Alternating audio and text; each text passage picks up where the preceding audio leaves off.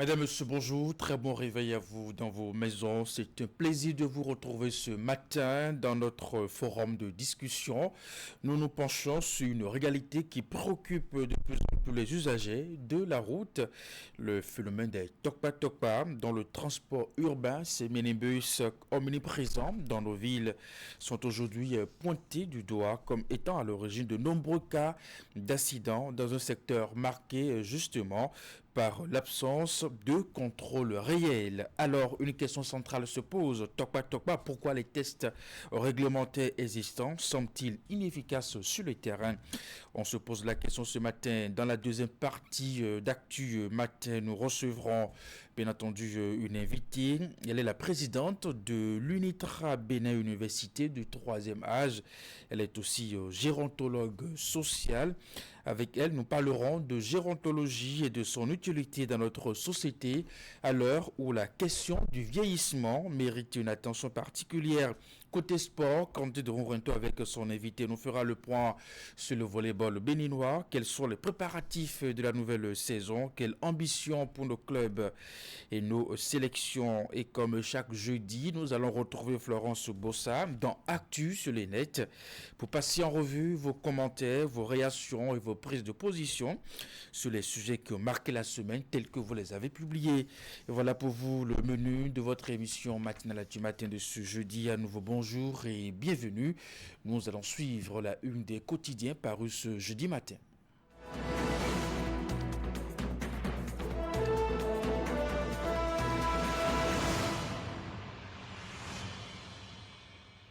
Qu'est-ce qui fait la une des quotidiens parus ce jeudi matin? On commence par le quotidien Fraternité, faible taux de participation aux législatives du 11 janvier. Les explications du porte-parole du gouvernement sont à lire dans les colonnes du journal. Il a fait le point du taux de participation aux élections de 1991 à la date d'aujourd'hui. Chronique nutrition, les conseils de Rachel Ouémenou pour une année de provision et de bien-être. Il faut le savoir, Move Africa Bénin sacré numéro 1 de l'Internet mobile pour la 6e année consécutive. Et pour finir, construction du centre de transport, du centre de transfert de déchets dans la zone d'Akobato, la mise en œuvre du projet en cours de contractualisation. Dabarou, victoire du bloc républicain pour les législatives dans la 8e circonscription électorale, l'offensive de Mahmoud Gergis qui a propulsé le cheval. Première édition de la CIPREF à Libreville, plus de 100 journalistes en réflexion sur l'IA et son impact sur les médias. Et pour s'acquitter de leurs dettes, les débiteurs de la PADEM SA ont jusqu'au 27 de la PADME SA ont jusqu'au 27 février. Adj 2026 au Bénin, la fin des inscriptions fixée au 7 février 2026. Nous sommes avec le grand jury. Conseil des ministres Patrice Talon procède à des nominations à la criette et dans les tribunaux. Tête de liste UPR dans la 2e circonscription électorale. Bios Sarako Tamou, le symbole d'un leadership gagnant. Le parti du Baobab l'emporte avec 3 députés sur 4. À la HAC à présent, clôture de la 2e session ordinaire de l'année 2025, 30 rapports examinés et 14 décisions prises.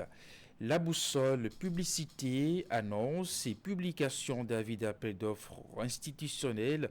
La HAC rétablit le sens de l'article 53 du Code des marchés publics.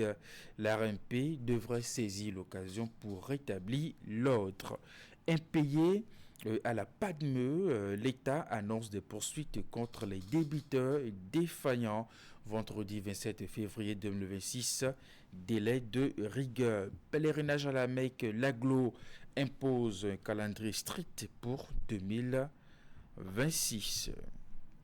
La tribune de la capitale, l'installation de la 10e législature au Bénin. Les 109 nouveaux députés attendus le 8 février prochain au palais des gouverneurs. Un comité d'accueil mis sur pied. Conseil des ministres, il y a 21 nominations dans deux ministères.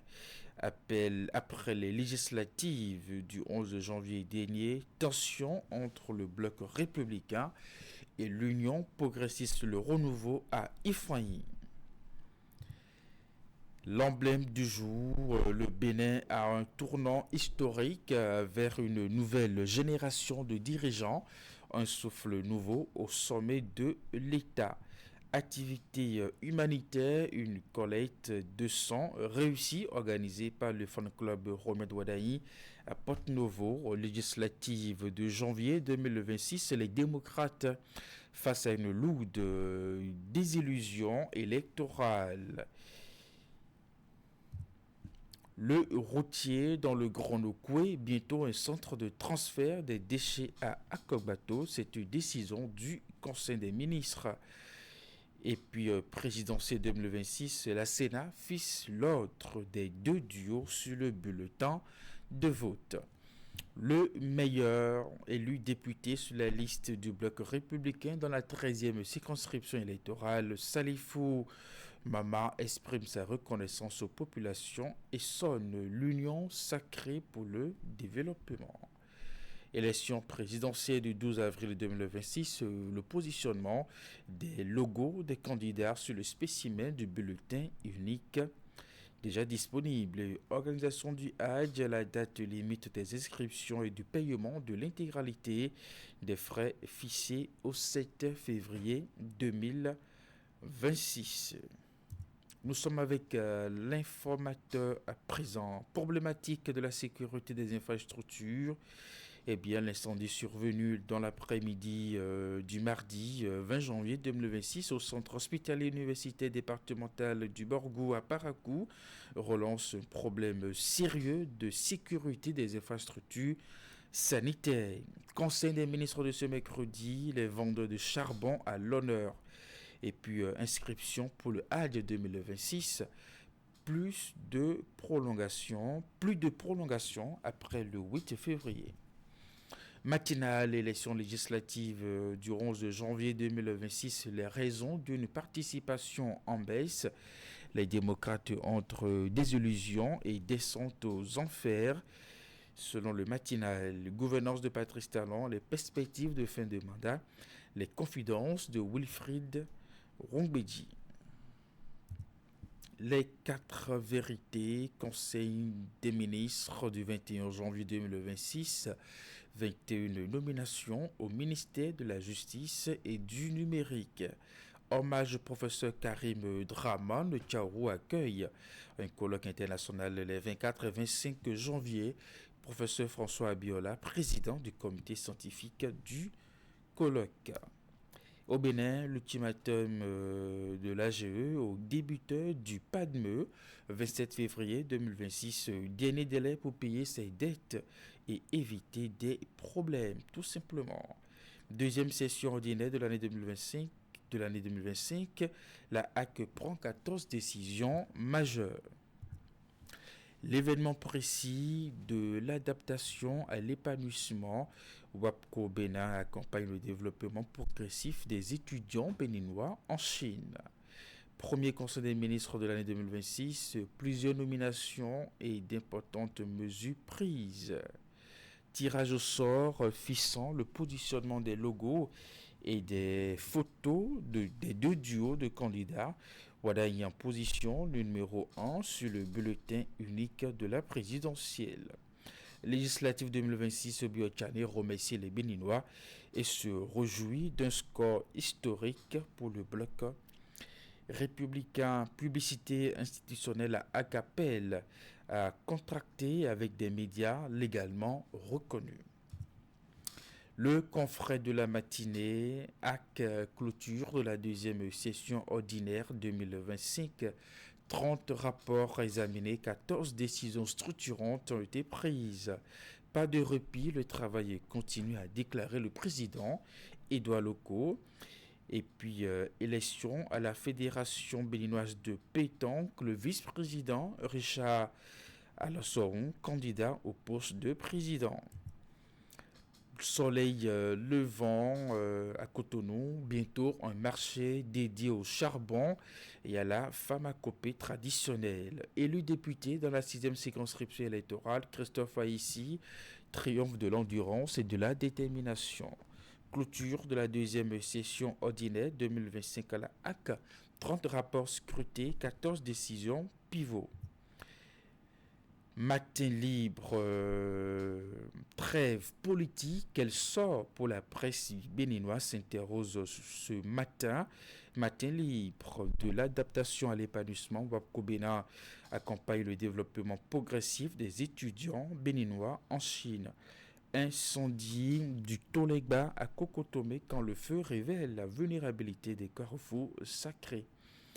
Et puis Cannes Handball Rwanda 2026, les Guépards handballeurs habillés par Jerry Sinclair. Gascani Info, à présent, Assemblée nationale, 10e législature, le Péchois, un test politique pour la majorité. Conseil des ministres de ce mercredi, des nominations à la justice et au numérique. Et puis bientôt la construction d'un centre de transfert à Akobato, un projet clé pour la gestion des déchets. L'économiste à présent, prix et pouvoir d'achat dans l'UEMOA. Inflation négative, la détente des prix alimentaires se confirme.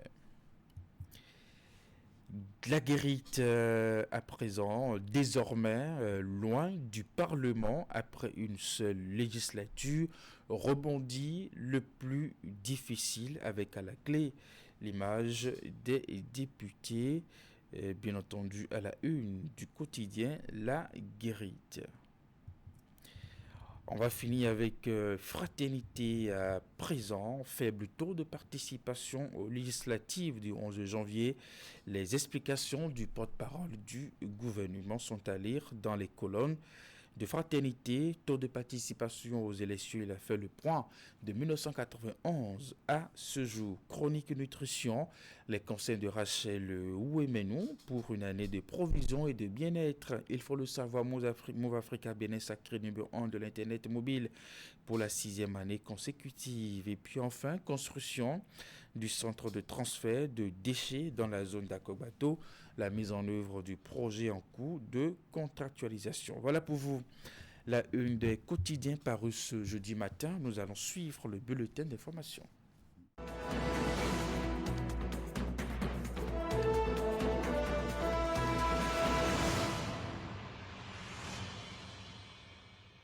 Dans le sommaire de votre bulletin d'information, la question de la préservation de la nature dont l'exploitation des ressources naturelles était au cœur d'un colloque international à l'Université catholique de l'Afrique de l'Ouest. L'initiative, qui est à sa première édition, est une idée de la fondation de l'archidiocèse. 2 jours de réflexion dont le résumé vous sera fait dans un instant. Plus de 200 tonnes de produits illicites ont été saisis par le conseil de surveillance du sous-secteur pharmaceutique.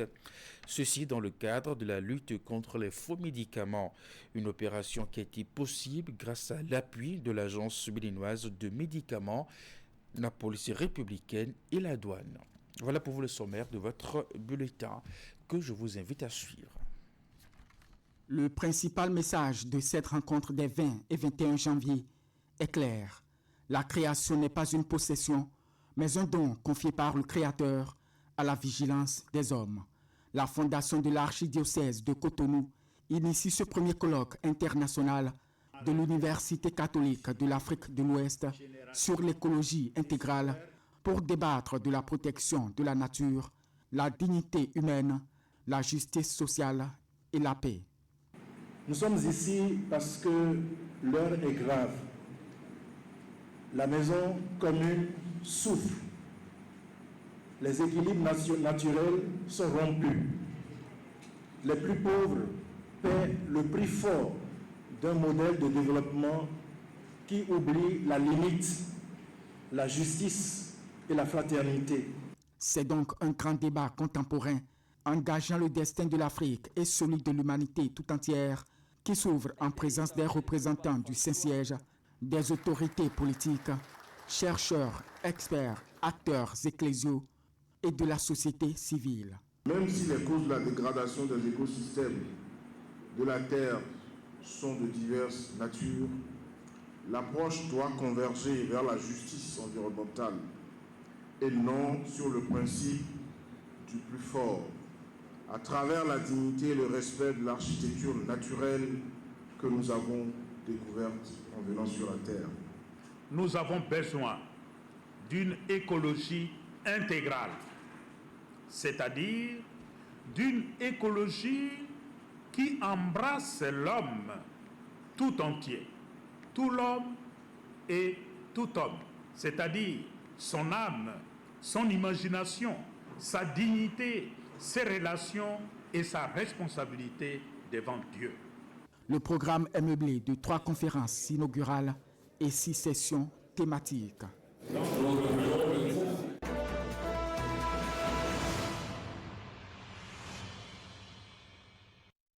Le conseil de surveillance agit comme une instance stratégique de contrôle, d'analyse et de proposition en évaluant la performance et l'efficacité du sous-secteur pharmaceutique afin de formuler des recommandations visant à renforcer sa gouvernance et son efficacité globale. Concrètement, son action s'articule autour de 4 axes majeurs. L'orientation et le contrôle des activités des institutions du sous-secteur, l'exercice du rôle d'instance de recours, la réflexion sur l'évolution du sous-secteur pharmaceutique et la coordination de la lutte contre les faux médicaments. En conclusion, le Conseil de surveillance du sous-secteur pharmaceutique est un acteur clé de la régulation et de la gouvernance du sous-secteur pharmaceutique. Il exerce un rôle stratégique de régulation visant à renforcer la cohérence, la performance et l'efficacité globale du sous-secteur pharmaceutique.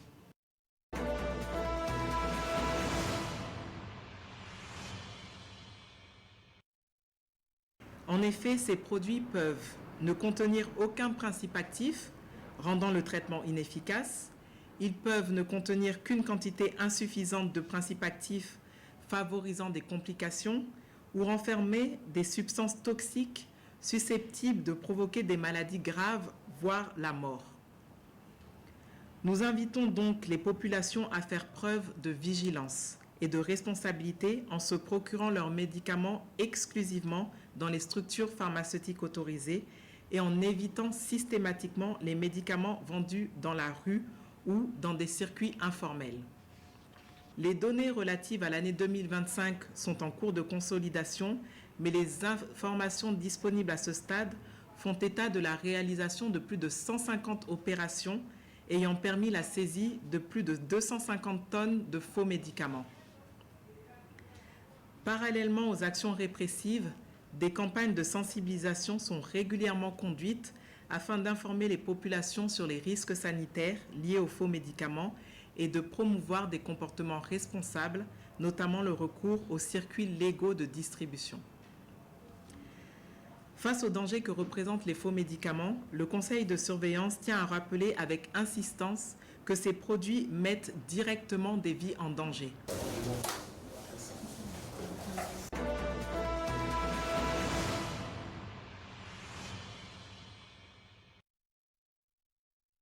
Le mot de passe est un outil indispensable mais négligé. Elodré Djenguin est un jeune homme de 18 ans.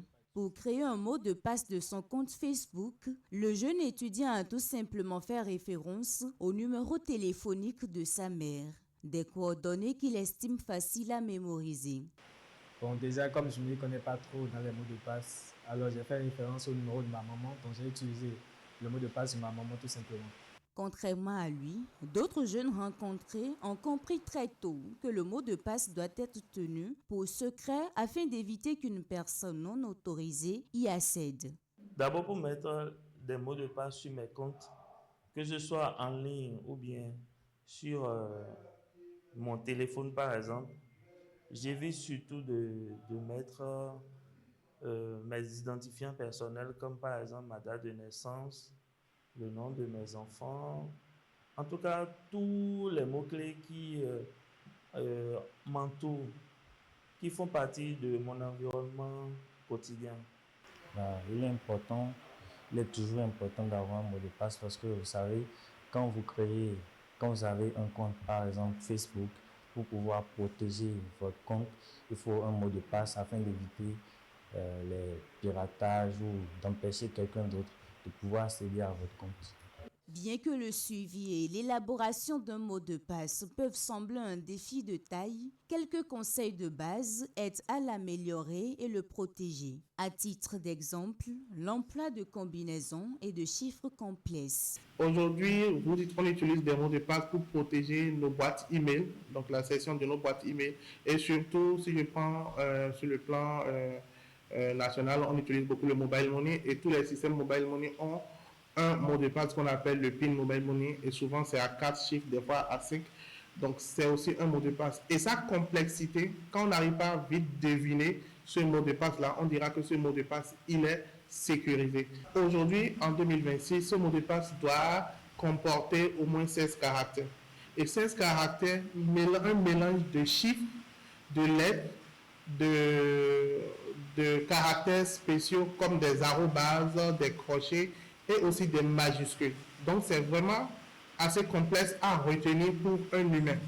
C'est ça un mot de passe sécurisé. La sécurité de l'accès aux messageries, réseaux sociaux, banques ou encore applications d'entreprise à travers le mot de passe repose sur une gestion efficace de ces codes secrets, ce qui prémunit contre les cyberattaques de plus en plus courantes dans l'espace virtuel. Des équipements et matériels agricoles pré- et post-récolte acquis gracieusement au profit des acteurs de la chaîne de valeur des filières riz et maïs. Les engins vont permettre aux bénéficiaires de faire de bonnes semailles, mais également réduire les pertes post-récolte et accroître la productivité. La cérémonie de Dassa marque, selon les responsables du projet de développement intégré des chaînes de valeur agricoles PDICVA, le démarrage de la mise en place des différents équipements dans l'ensemble des communes d'intervention. Nous tenons à exprimer notre profonde gratitude pour la remise des équipements et matériels agricoles. Cette dotation, composée notamment de kits de moissonneuses, d'espateuses et de graineuses de maïs, représente pour nous bien plus qu'un appui matériel. Il s'agit d'un levier majeur de transformation de nos pratiques agricoles, d'une opportunité de renforcer notre productivité. Financé par la Banque islamique de développement et le gouvernement béninois, le PDICVA vise à renforcer la diversité économique, la sécurité alimentaire puis améliorer les revenus des ménages. Le projet, au cours des 2 premières années de mise en œuvre, a travaillé à lever les obstacles qui freinent la production optimale du riz et du maïs.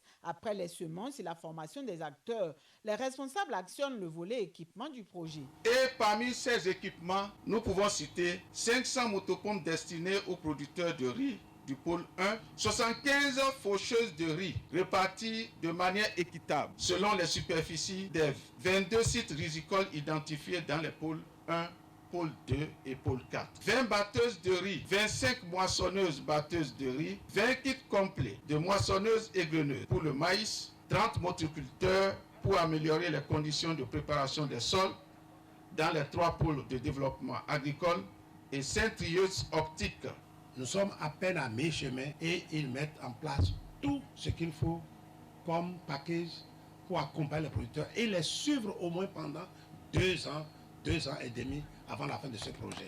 Nous continuerons de former les gens, non seulement sur les techniques de production, mais la gestion de la post-récolte. Choisis avec soin et selon des critères bien définis, les bénéficiaires seront assistés dans l'utilisation des équipements, ont promis les responsables du projet. Des recyclages périodiques sont d'ores et déjà programmés. L'idée est de donner plus d'ampleur aux résultats escomptés.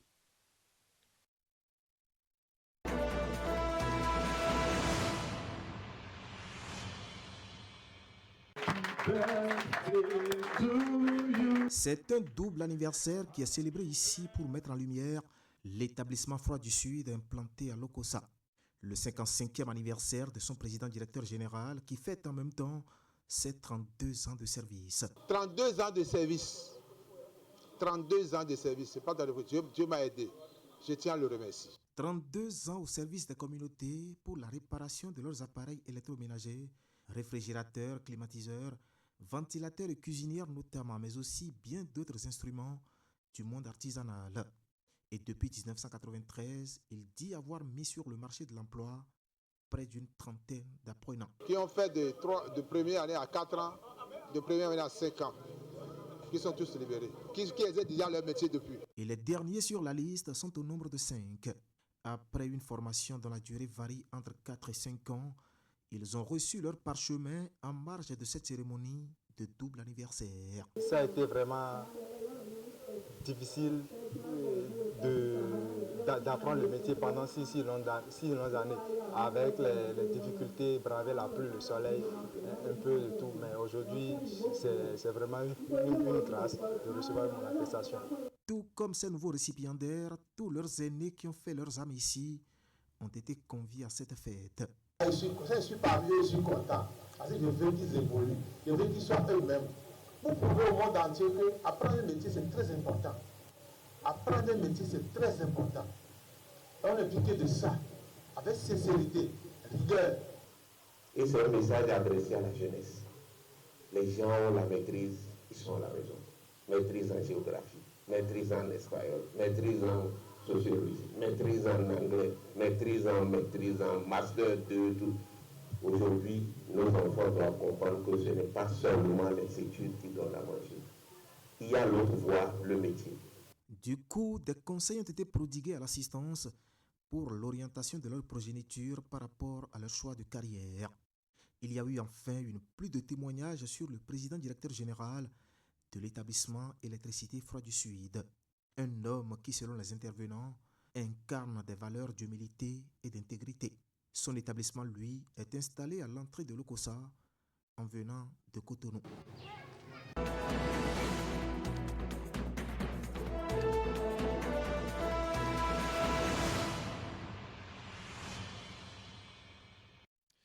Et bien voilà, à l'instant, le bulletin d'information Actu Matin se poursuit. On va retrouver Candide Ronrinto dans la page sport de votre émission.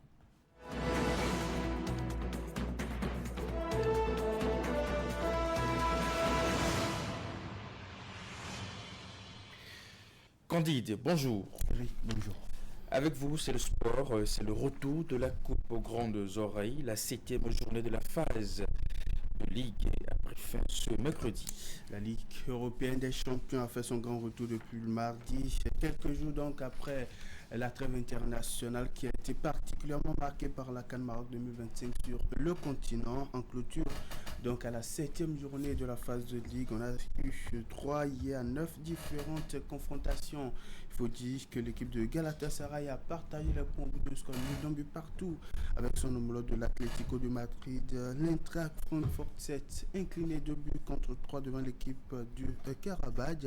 L'équipe de l'Atalanta Bergame s'est inclinée sur le même score devant l'équipe de l'Athletic Club. Union Saint-Gilloise a été battue 2-0 par l'équipe du Bayern de Munich. Chelsea s'est imposé 1-0 à l'équipe de Pafos. La Juventus de Turin a dominé 2-0 l'équipe de Benfica de Lisbonne. Liverpool Football Club a battu 3-0 l'équipe de l'Olympique de Marseille. Même score pour la victoire de Newcastle devant l'équipe du PSV Eindhoven. Et puis l'UFC Barcelone, après s'être fait peur en début de partie, s'offre une victoire au bout de la rencontre, 4-2 devant l'équipe de Slavia Prague. Après donc cette 7e journée de la phase de Ligue de cette saison, le classement se présente avec en tête l'équipe de Arsenal qui pointe donc en tant que leader au terme de la 7e journée avec un total de 21 points au compteur, un gros différentiel de plus 18. L'équipe de Bayern de Munich est deuxième au classement avec un total de 18 points au compteur, 15 points au compteur pour l'équipe de Real de Madrid qui est désormais troisième sur ce classement. Quand on descend un peu sur ce classement, les 4 dernières équipes relégables sont entre autres l'Eintracht Francfort, Slavia Prague, Villarreal et puis l'équipe de Kareit Almaty. Au niveau de la C3, la 7e journée se déroule ce jeudi avec un total de 18 confrontations à suivre, 18 matchs au programme. Entre autres, l'équipe de Bologne va en décote avec son homologue de Celtic Glasgow. Bren va faire face à l'équipe de Midtjylland. Aston Villa sera face à l'équipe de Fenerbahçe. Feyenoord sera face à l'équipe de Sturm Graz. Fribourg va en décote avec Maccabi Tel Aviv. Malmo sera face à l'équipe de Zvezda.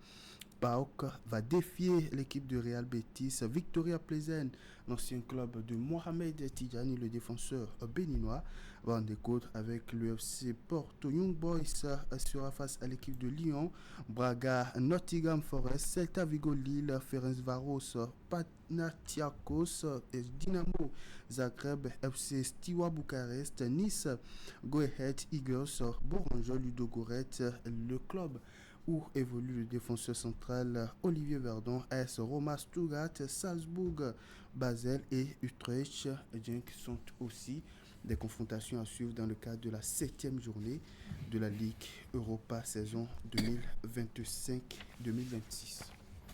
Candide, on change de discipline pour aller prendre des nouvelles des Guépards handballeurs à Kigali au Rwanda. La sélection nationale du Bénin enregistre une défaite d'entrée à la CAN. Et les nouvelles ne sont pas bonnes depuis Kigali. Eric, les Guépards handballeurs du Bénin ont effectué ce mercredi 21 janvier 2026 une difficile entrée en lice à la 27e édition de la Coupe d'Afrique et des Nations seniors hommes de handball qui se tient dans la capitale rwandaise, alors qu'ils s'étaient opposés en début d'après-midi d'hier à leurs homologues du Maroc, il faut le dire, dans le cadre de la première journée de la 27e édition de la Coupe d'Afrique des Nations. Les Guépards handballeurs n'ont pu faire le poids face à une écurie assez expérimentée, haute de ces 21 précédentes participations au tournoi. Malgré leur résistance et leur ténacité, il faut le dire, les hommes du technicien français Basile Pinto se sont inclinés sur un score de 52 à 28 au coup de sifflet final. On écoute ici le sélectionneur des Guépards au terme donc de cette entrée en lice de la sélection nationale du Bénin. C'est souvent une équipe qui est dans le top 5. Comme je vous l'ai dit, nous on vient ici pour apprendre, pour grandir, pour être plus fort. Très tendu, on n'a pas réussi à se libérer, on n'a pas réussi à mettre en place un petit peu le plan de jeu qu'on a mis en place pendant ces 10 jours. Et la tension a pris le dessus dans plein de domaines. C'est dommage. Le Congo arrive demain, on va regarder comment ils vont aborder leur premier tour aussi. On va analyser ça, on va essayer demain encore une fois de les perturber. Le Congo, c'est une équipe qui est solide aussi. Cap-Vert, c'est top 3 africain. Encore une fois, nous on vient ici pour apprendre, on veut rentrer dans le top 10. Donc on vient de faire notre premier match international. Donc maintenant on va préparer surtout la semaine prochaine, qui est une semaine où là on va vouloir avoir envie de performer. Merci. Apprendre et surtout performer sur la scène africaine, la scène continentale sur laquelle le Bénin effectue son retour après 3 différents de ce niche. Une équipe béninoise qui effectue son retour sur la scène continentale 30 ans après et son premier gros test, elle l'a fait face à une équipe des Lions de l'Atlas du Maroc qui signe leur deuxième apparition dans la compétition. Loin d'avoir été ridicule, il faut le dire, dans la rencontre, les Guépards ont poussé jusqu'au bout, mais l'expérience de l'adversaire a pris le dessus. Au terme de la rencontre, ils ont été galvanisés par le patron des sports béninois dans les vestiaires en vue donc d'aborder sereinement la suite de la compétition. On écoute ici Benoît Dato. Vous vous remobilisez assez rapidement pour affronter avec beaucoup de dignité, beaucoup de détermination également les prochaines échéances. Je compte sur vous. Descendez la pression comme je vous ai demandé, je vous l'ai dit. Vous avez le soutien de tout le peuple. Nous comptons sur vous. Battez-vous encore. Donnez-nous envie de continuer à rêver. Félicitations pour ce beau match. Il n'y a pas que du négatif, il y a de vrais points positifs. Je laisserai le soin aux techniciens d'apprécier les réaménagements techniques à faire pour qu'on ait une meilleure compétition. D'accord? Bon courage. Merci. Après ce faux pas d'entrée, le Bénin fera sa deuxième sortie de la phase de groupe ce jeudi après-midi face au Congo-Brazzaville. Ça sera à partir de 14h00 dans la capitale rwandaise. On va souhaiter bonne chance à nos Guépards pour la suite de la compétition. On va s'intéresser à présent à une autre discipline. Après la CAN, le football, celle du handball qui va prendre fin le 31 janvier prochain. Le Bénin sera également représenté par la sélection nationale de volleyball à la CAN de la discipline. On n'en est pas encore là, mais parlons déjà des préparatifs de la saison sportive 2026 du volleyball qui pointe à l'horizon. Et pour en parler, Nous sommes jeudi, c'est la matinale jeudi. Amène par ici un invité sportif, celui qui vient, il a nom Franck Lokonon, directeur technique national de la Fédération béninoise de volleyball. Franck, bonjour. Bonjour monsieur le journaliste. Comment se prépare donc la saison sportive 2026 à la Fédération béninoise de volleyball?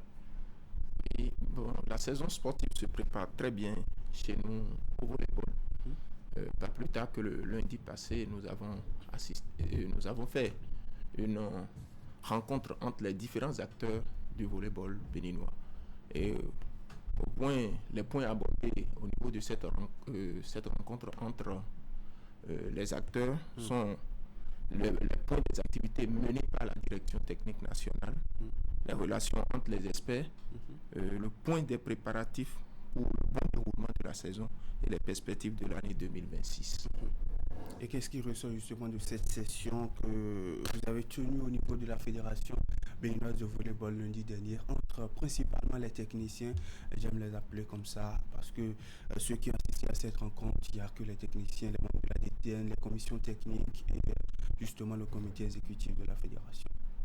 Eh bien, nous pouvons dire qu'à la sortie de cette session, nous avons la clarification des différents rôles de tous les acteurs du volleyball, parlant des joueurs, des capitaines, des arbitres, les présidents de ligue, les conseillers techniques régionaux et les directeurs techniques nationaux. Alors, nous avons fait le point à la fédération,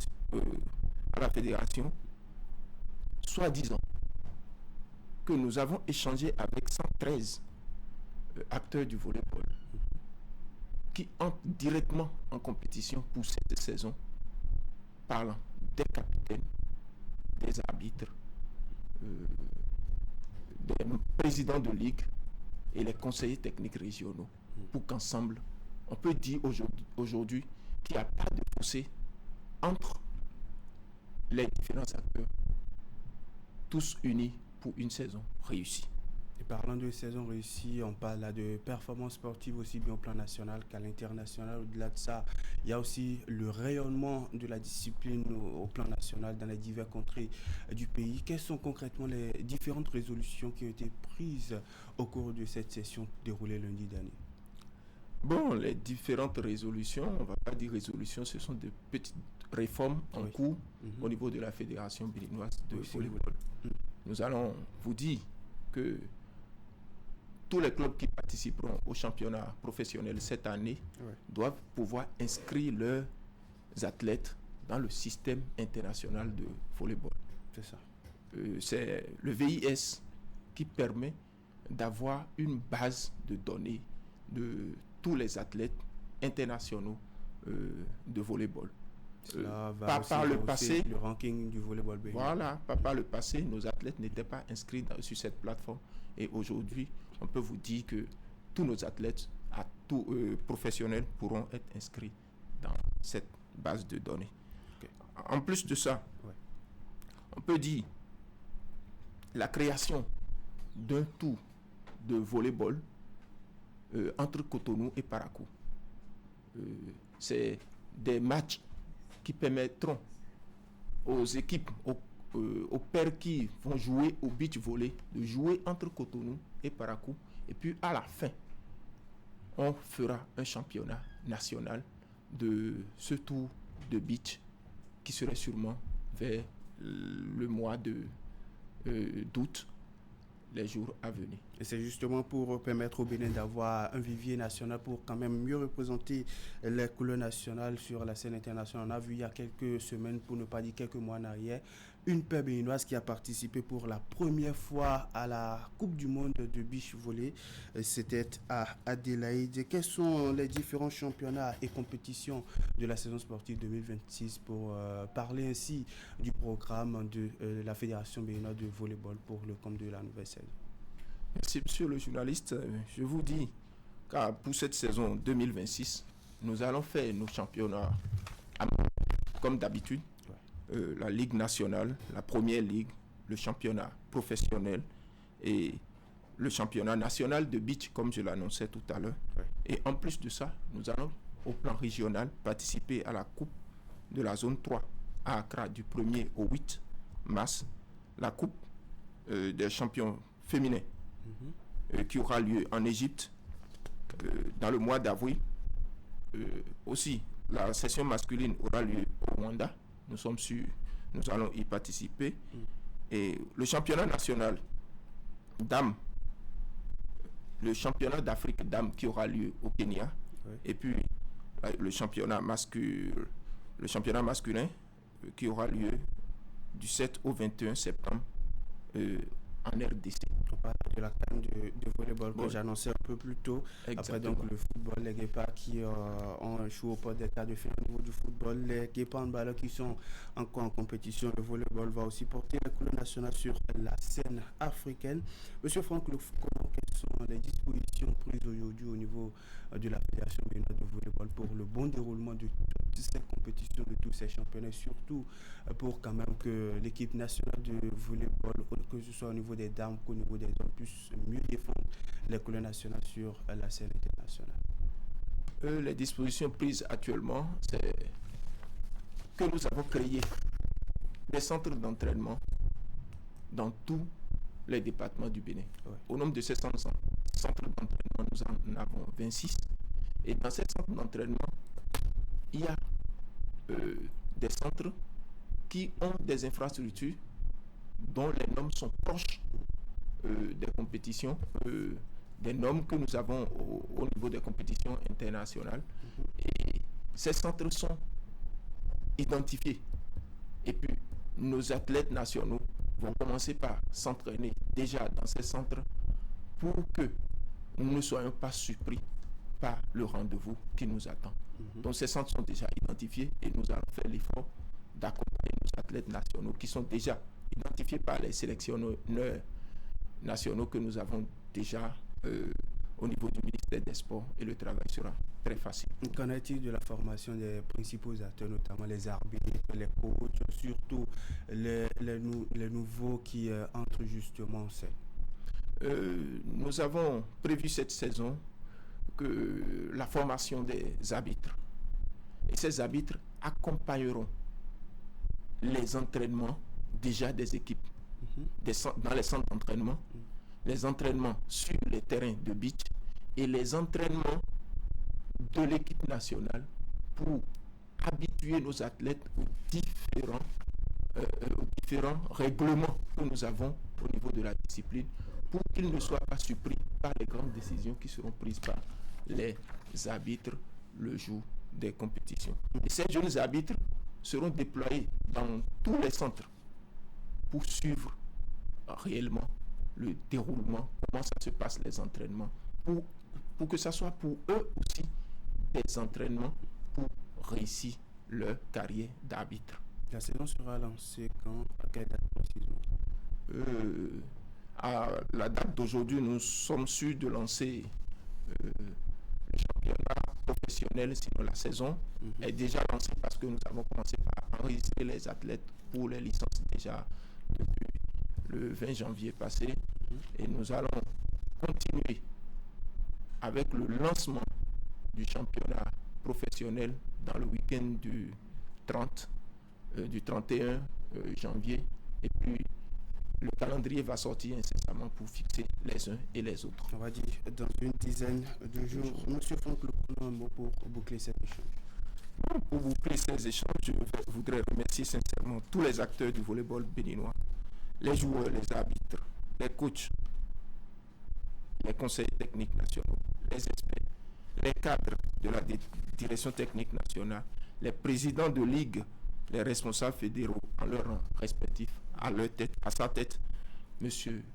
Ali Yaro, qui insuffle une énergie qui permet de garder le volleyball pour tout le monde. Et ce n'est pas sans le ministère des Sports. Merci à vous, M. Franck Lokono, directeur technique national de la Fédération béninoise de volleyball. Merci d'être venu par ici et avec nous sur les préparatifs de la saison sportive 2026 au niveau de la saison de la Fédération béninoise de volleyball, qui sera justement officiellement lancé dans le week-end justement du 31 janvier prochain, dans une dizaine de jours. Merci à vous, Eric, si on s'arrêtait ici ce matin.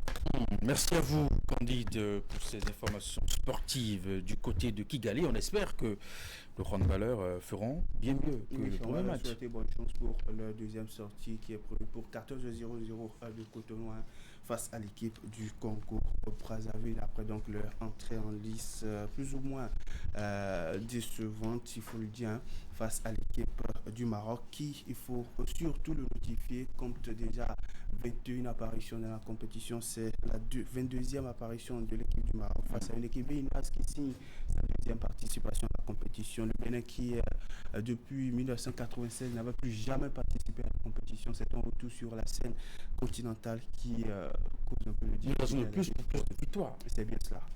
Merci à vous, candidat. Après vous, je serai avec Nicole Rontondi Duchel, présidente de l'UNITRA Bénin, Université de 3e âge, gérontologue sociale, avec elle nous parlerons de gérontologie et de son utilité dans notre société, à l'heure où la question du vieillissement mérite une attention particulière. Mais avant, on marque une pause, je vous reviens. Chaque année, la SB2E subit des pertes énormes à cause du vandalisme. Plus de 600 millions de francs CFA dépensés entre 2020 et 2024 juste pour remplacer les matériels vandalisés. En 2023 seulement, plus de 200 millions de pertes. Derrière ces chiffres, il y a des réalités douloureuses. Des hôpitaux privés d'électricité, des quartiers entiers plongés dans l'insécurité, des familles et des commerces paralysés. Le vandalisme détruit des emplois et brise des vies. Le vandalisme n'éteint pas seulement la lumière, il nous coûte cher et met des vies en danger. Ensemble, protégeons nos installations électriques. La SP2E, des femmes et des hommes à votre service 24 heures sur 24.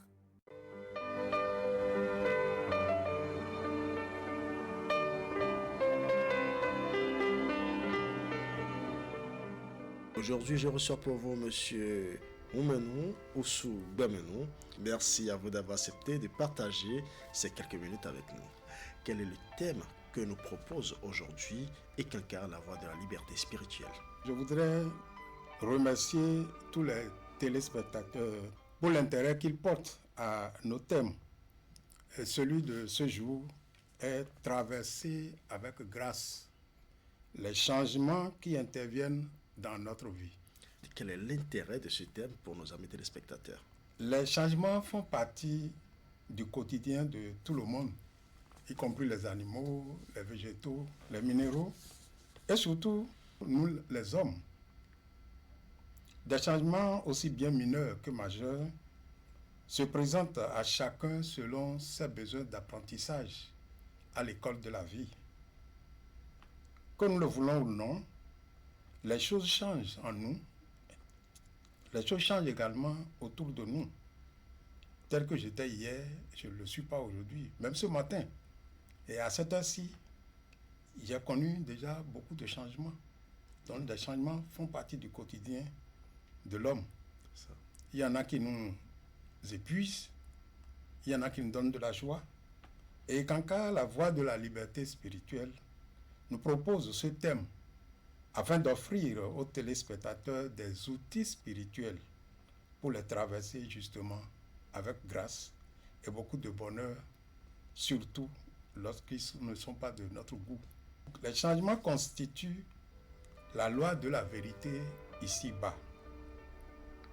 Ils balaient les voiles tendus devant l'œil de l'âme et ils éclairent la voie véritable qui conduit à une vie plus heureuse et plus féconde.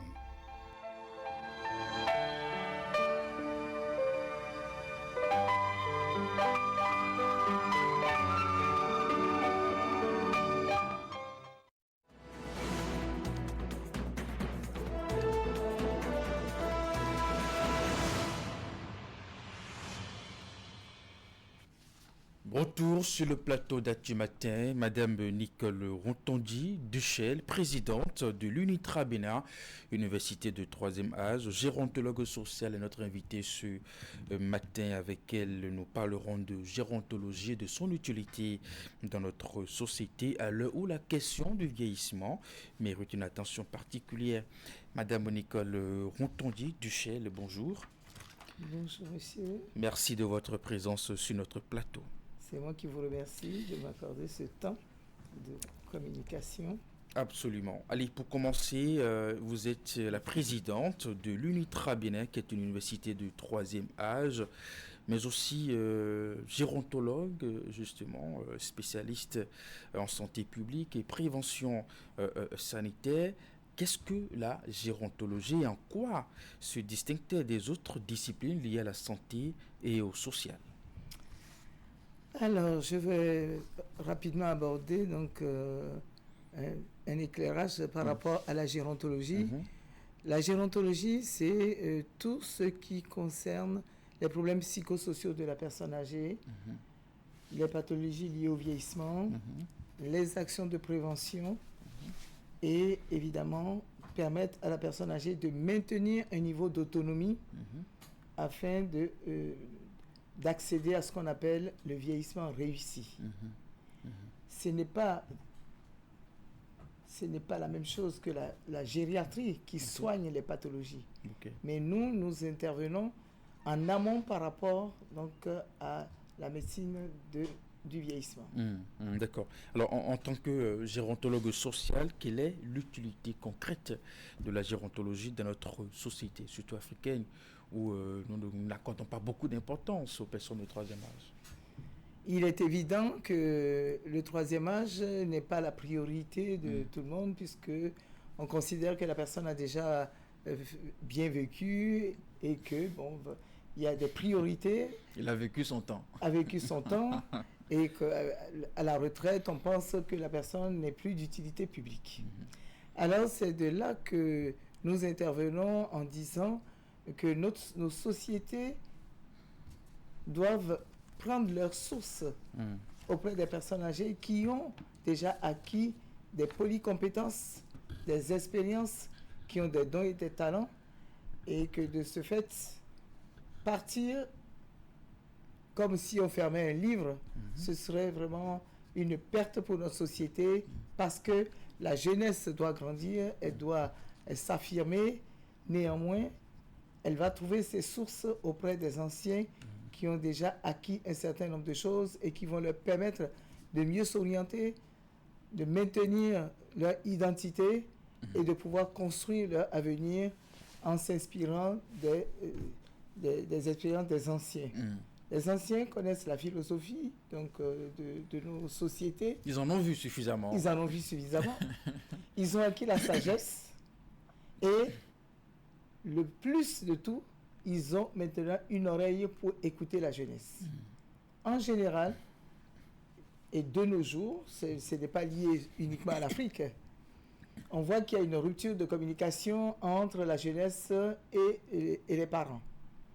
Parce que les nouvelles technologies ont pris le pas et on préfère être sur TikTok, sur Instagram, sur Facebook que de communiquer. Et de ce fait, les familles s'éloignent progressivement, les enfants s'éloignent des parents. Or, les parents, leur rôle, c'est d'accompagner les enfants, d'accompagner leurs enfants pour leur donner des directions. Ça, c'est le rôle des parents. C'est ça. Éduquer, diriger, conseiller et surtout être à l'écoute de la jeunesse. Aujourd'hui, nous ne pouvons plus être dirigistes par rapport à la société jeune, mais le rôle des parents, c'est d'accompagner. Et c'est là que le bas blesse, parce qu'on a l'impression d'imposer à la jeunesse ce que nous avons reçu, ce que nous avons eu comme éducation. Et c'est là qu'il y a une distorsion et une fracture au niveau de la communication entre les jeunes et leurs parents. Mais est-ce que par le passé, ou à une époque donnée, il y avait vraiment une connexion entre les jeunes et puis les seniors dans notre société? Et à quel moment cette rupture était intervenue? Pourquoi? Avant, nous avions forcément une relation avec nos familles parce que nous n'étions pas encore dotés de tous ces outils de communication, de l'audiovisuel, etc. Il y avait des transmissions orales qui se faisaient. Je parle un peu de notre temps parce que moi, je suis retraité aujourd'hui. Donc, de mon temps, je n'avais pas encore de télé. Et donc, de ce fait... On discutait beaucoup avec les anciens. Voilà, on discutait avec les anciens quand on est autorisé à le faire. Parce que le respect aussi nous empêchait d'aller s'investir, d'aller envahir les parents. Mais quand ils se mettent à notre disposition, on fait le compte rendu de la journée, nous parlons souvent donc des difficultés rencontrées. Et c'est là que les parents interviennent pour nous donner des solutions afin que nous ne soyons pas forcément en échec. C'était vraiment nos guides. Et l'autorité parentale était pour nous quelque chose de normal. Et donc, nous suivons les conseils des parents sans avoir à discuter, à apporter donc des remarques. Et voilà. Mais le monde évolue forcément.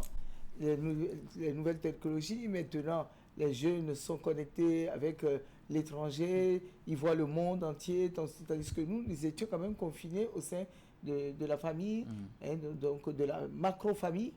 Maintenant, nous sommes plutôt, il y a une tendance vers les familles monoparentales et les enfants compensent parfois l'absence d'un parent, du père ou de la mère par les réseaux sociaux. C'est ça. Voilà. Les réseaux sociaux apportent beaucoup au niveau de la culture, de la jeunesse.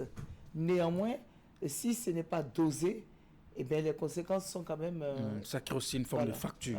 Allez, vous êtes aussi spécialiste des problèmes psychosociaux des personnes âgées. Et selon vous, quels sont aujourd'hui les principaux défis auxquels font face les seniors? Alors, les défis liés donc au vieillissement sont multiples et variés. Alors, donc, déjà, quand une personne prend sa retraite, elle n'est pas préparée à la retraite. C'est ça. Ça vient de façon subite. Oui, parce que même si on sait que l'âge approche, c'est ça. Et or, donc, notamment dans nos pays d'Afrique, nous prenons la retraite beaucoup plus tôt qu'en Occident. Et s'il n'y a pas une préparation au départ à la retraite, que ce soit sur le plan psychologique, pour que la personne continue à savoir quelle est son identité. Avant, c'était monsieur un tel, etc. Et quand la personne part à la retraite, elle perd son statut social et donc elle ressent la perte d'identité. J'étais chef d'entreprise, j'étais responsable de ci. Là, on vit une forme d'isolement. Voilà. Donc, c'est l'isolement et la solitude qui s'installent progressivement et la non-reconnaissance de l'utilité publique de la personne âgée qui fait qu'elle perd confiance en elle. Et il y a une rupture psychique qui se déclenche et c'est là qu'apparaissent beaucoup de pathologies qui sont liées à cette perte d'identité, à cet isolement et cette solitude. Ce sont deux éléments qui précipitent la personne âgée dans ce qu'on appelle les polypathologies et si ce n'est pas pris en charge rapidement, elles deviennent invalidantes. Et c'est là qu'apparaissent les handicaps, etc. Les problèmes de santé. Les problèmes de santé, donc ce qu'on appelle souvent les maladies métaboliques parce qu'ils n'ont pas été préparés pour mieux gérer l'alimentation. L'alimentation pendant que nous sommes en activité ne peut pas être la même que quand nous prenons la retraite. Parce que quand nous sommes en activité, nous dépensons beaucoup d'énergie, on sollicite beaucoup le cerveau, il y a du mouvement, on va, on vient. Et quand nous prenons la retraite, on se dit, beaucoup de gens disent, retraite bien méritée, donc je fais fi à toute activité, je prends du repos. L'être humain n'est pas fait pour être statique. Il a besoin d'être en mouvement, il a besoin d'appartenir à un réseau social pour maintenir son identité et continuer à avoir envie de vivre. Voilà. C'est vrai que ce n'est pas le thème de notre temps d'échange. On aura le temps peut-être de voir comment on prépare sa retraite, voilà, comment il faut anticiper justement sur cette étape de notre vie, puisqu'on va y passer. Voilà, absolument. Allez, avec le soutien des autorités béninoises, notamment le ministère de l'Enseignement supérieur, le ministère de la Santé, le ministère du Tourisme et le ministère des Affaires sociales, vous organisez une grande conférence justement autour de l'université du troisième âge. Quel est le but principal de cette conférence? Alors, le but principal de cette conférence, parce que c'est la première que nous organisons sur le territoire béninois. Et puisque c'est une association qui existe depuis 2 ans, elle a été créée donc le 26 janvier 2024. Voilà. Et nous avons fait nos preuves. Nous sommes aujourd'hui donc sur le territoire de Cotonou. La première antenne est à Bomé-Calavi, SIEPA, ça s'appelle SIEPA, dans les locaux du ministère des Affaires sociales. Nous avons une antenne sur Saint-Michel pour le centre et une antenne sur Akpakpa avant le carrefour Le Bélier. Ok. Voilà. Le but, c'est de déployer sur tout le territoire béninois des antennes pour que nous développons une proximité au niveau des personnes âgées du fait qu'elles ont des problèmes de mobilité, etc. et que les transports coûtent cher au regard donc, de la baisse donc, substantielle des revenus. Alors, de façon pratique, oui, allez-y. Alors, donc, pourquoi cette première conférence? Notre association de l'université du 3e âge, qu'on appelle l'UNITRA, émane donc de l'Association internationale des universités 3e âge, dont le siège social se trouve à la faculté des sciences sociales Toulouse 1 Capitole. Ok. Ça a été créé dans les années 73-74. Ah, mais là-bas, ils ont une longue expérience. Voilà. Et de ce fait, c'est le redéploiement sur tous les 6 continents. Et aujourd'hui, ils sont présents dans 100 pays. Et dans chaque pays, il y a plusieurs antennes. D'accord. Et aujourd'hui, nous sommes la plus grosse université du monde parce que nous comptons à peu près aujourd'hui 70 millions d'adhérents. Alors quand on parle d'université, on voit les seniors dans des amphis, dans des salles de classe. Absolument. C'est ça? C'est pour cela que notre siège social doit en principe se trouver dans une université. Voilà. Et notre siège social aujourd'hui est à l'école polytechnique d'Abomey-Calavi, que je salue pour le travail qu'ils font de soutien ainsi que le recteur qui nous encourage et qui nous accompagne avec beaucoup d'attention. D'accord. Alors, cette conférence, pourquoi elle est aujourd'hui confiée au Bénin? Le Bénin, au regard de la restitution des travaux que, en tant que présidente, je fais régulièrement dans tous les déplacements parce qu'il y a énormément de pays qui font des conférences et tous les mois, il y a quelque chose dans un pays. C'est ça. Et le président mondial, qui est le professeur François Vélas, qui est un expert donc, dans le droit, économie, droit et gestion tourisme international, qui a pris le relais de son père, qui était Pierre Vélas, le fondateur des universités 3e âge en France et dans le monde. Et son fils François a pris le relais et a déployé énormément donc, cette institution qui est de plus en plus reconnue par les gouvernements, ce qui fait que nous voyageons énormément et nous apportons donc, les résultats des travaux que nous faisons. Et c'est de là que récemment, le Bénin a été nommé pour développer, donc pour être leader dans le développement des universités 3e âge sur toute la sous-région, Afrique de l'Ouest et Afrique centrale francophone. Le Nigeria... Parce que honnêtement, dans toutes ces zones, ça n'existait pas. Non, pas du tout.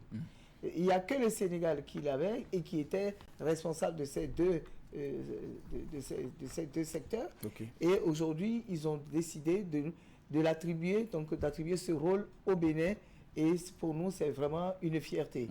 Voilà. Et de ce fait, c'est une charge qui nous est confiée et qui met le Bénin en orbite. Et de ce fait, cette conférence, cette première conférence doit faire l'objet donc d'un succès sans précédent, puisque le Bénin est un pays en pleine expansion, qui prospère à une vitesse grand V. Et de ce fait, l'université 3e âge aussi doit marquer le pas pour que le Bénin soit à l'honneur. D'accord. Voilà. De façon pratique, ça va se passer comment? De façon pratique, c'est actuellement 2 jours d'intervention, donc une journée où les personnes âgées vont apprendre des langues, vont apprendre l'utilisation des smartphones, parce que vous savez qu'au Bénin, beaucoup de personnes âgées reçoivent leur pension sur leur smartphone et ils ne savent pas trop l'utiliser. La gestion financière est un peu complexe pour elles et parfois elles sollicitent des voisins, des petits-enfants, etc. Et je n'en dis pas plus comment ça se passe. On aide la mamie, mais on peut se servir sans crainte de représailles, parce que la mamie ne va pas aller porter plainte, c'est impossible. Alors, pour éviter, mais la difficulté là, c'est que les personnes âgées, arrivées à un moment du mois, n'ont plus de ressources. C'est ça. Elles n'ont plus de revenus pour acheter les médicaments, elles n'ont plus de revenus pour aller consulter les médecins, même pas pour manger. Et nous retrouvons parfois des personnes âgées qui décèdent chez elles. Elles sont aussi victimes d'abus de confiance. Absolument. Alors pour éviter cela et ne pas rentrer en guerre, nous, notre but, c'est la cohésion familiale. C'est ça. Donc, en aucun cas, nous allons faire des actions qui vont venir créer des conflits dans les familles. Et donc, on leur donne cette capacité d'avoir de l'autonomie pour gérer leur budget, pour pouvoir faire des démarches administratives, parce que maintenant, tout est numérisé. Et donc, c'est pour ça qu'elles s'y intéressent. Et ça nous permet en même temps de développer l'intergénération, parce que souvent, ce sont des jeunes que nous prenons pour venir les former, donc avec l'utilisation des ordinateurs, des smartphones, des tablettes, etc. Et aussi par rapport à l'activité physique, nous demandons aussi à des jeunes donc de venir faire des coachs sportifs, mais que nous formons au sport adapté. C'est ça. Parce que le sport, c'est très bien, mais si ce n'est pas adapté, ça peut être source de problèmes de santé. De santé chez la personne âgée, que ce soit cardiovasculaire ou de motricité. D'accord. Voilà. Alors, nous avons une date pour cette conférence ? La conférence a lieu le 26 janvier 2026 dans l'enceinte de l'université d'Abomey-Calavi. Voilà. Donc, et elle est destinée à toutes les personnes âgées.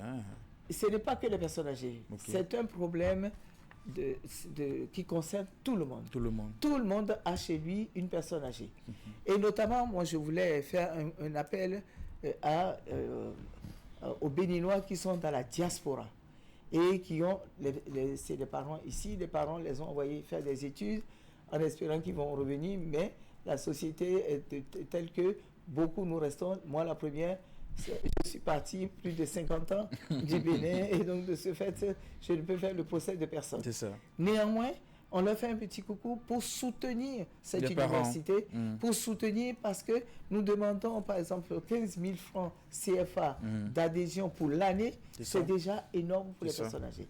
Or, si les enfants qui travaillent en métropole pouvaient apporter leur soutien, nous sommes répartis partout. On trouve des Béninois sur tous les continents. J'ai assez voyagé pour le savoir et je me dis, envoyer 100 €, ce n'est rien pour quelqu'un qui travaille en Occident. Envoyer $100, envoyer donc des francs suisses, etc., ça permet d'équiper, d'alimenter les caisses de cette université et de pouvoir les équiper d'écrans, d'écrans de télévision, d'écrans plasma, d'ordinateurs. Rien que les connexions, c'est compliqué. Pour avoir une connexion, depuis peu, nous sommes devenus une université connectée.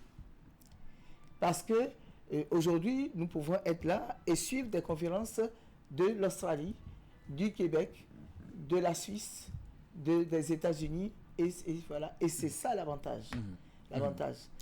Autre chose que nous proposons, c'est beaucoup de voyages, parce qu'on dit que les voyages forment la jeunesse. Quand les personnes âgées sont en mouvement, eh bien, elles ne vieillissent pas vite. C'est bon pour l'état d'esprit. C'est bon pour l'état d'esprit. Et donc, c'est pour cela que le professeur Velas développe énormément ce qu'on appelle le tourisme social. Et c'est ce qu'il apporte au gouvernement, parce que le tourisme social, on a l'impression que les personnes âgées n'ont pas d'argent, mais à partir du moment où on négocie des tarifs intéressants pour voyager, une fois qu'elles sont dans les pays, elles veulent acheter beaucoup de choses pour ramener aux petits-enfants, aux enfants. Donc, elles investissent de l'argent dans l'économie du pays et la balance commerciale se trouve vraiment alimentée. Le tourisme social rapporte beaucoup pour les compagnies aériennes, beaucoup pour les sociétés de tourisme. Merci à vous, Madame Nicole Rontondi, Duchel. Peut-être une dernière question pour finir. Avez-vous un message à adresser aux familles, justement aux parents âgés, justement pour saisir l'opportunité de cette conférence? Et on va aussi rappeler la date et l'heure de ces formations. Voilà, allez-y. Alors pour les familles, moi je dis vraiment, c'est une opportunité pour que nous ayons un comportement de gratitude envers nos anciens. Nos anciens qui se sont énormément sacrifiés et que nous puissions leur dire oui, nous sommes là, même si nous sommes loin, nous pensons à vous. Et pour maintenir cette cohésion et ne pas mettre les personnes âgées de côté, parce qu'en Occident, on les met en maison de retraite. Et c'est une catastrophe. C'est vrai, il y a des cadres dédiés pour des personnes âgées. Les personnes âgées sont où déposées. Les familles peuvent souscrire. Voilà. Donc, moi, je prie... Et si ce n'est pas le cas, forcément. Je prie le terrain que ça n'arrive pas dans nos sociétés africaines. Ah, c'est pas une bonne pratique pour vous? Pour nous, ce n'est pas une bonne pratique parce que c'est un abandon. Si nous devons créer des structures d'accueil pour les personnes âgées, nous devons les concevoir autrement. Okay. Autrement, avec la participation des familles, que les familles se sentent investies dans cet accompagnement. Donc, de la deuxième partie de... Donc, ce modèle n'est pas un exemple à suivre. Il y a d'autres choses à faire. On peut créer, et donc nous sommes sur un programme pour créer des environnements, des cités, seniors, où on donne aux personnes âgées tout le confort nécessaire et les opportunités, tout ce qui peut faciliter leur vie et leur permettre de rester en autonomie. Et d'autre part, former le personnel qui travaille auprès des personnes âgées, pour préserver tout ce qui est maltraitance consciente ou inconsciente, psychologique, sociale, économique, etc., pour que nous puissions recadrer un petit peu la prise en charge de la personne âgée. L'essentiel, c'est de permettre à la personne de vieillir avec succès. L'adage de l'université du 3e âge, c'est vivre debout, en autonomie et vivre longtemps. Il en sera toujours et surtout d'être d'utilité publique.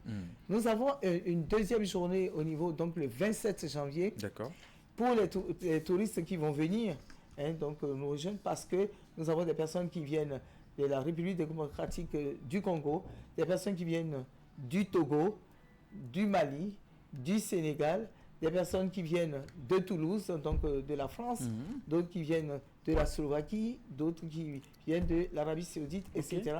Donc, ils seront tous au Bénin. Ils seront tous au Bénin, donc pour venir nous soutenir. Et nous aussi, au Bénin, nous voyageons pour aller représenter le Bénin dans les grandes instances et dans des pays aussi lointains qu'ils soient, et notamment faire des passerelles, par exemple, pour que nous puissions faire des échanges et surtout de coopération internationale.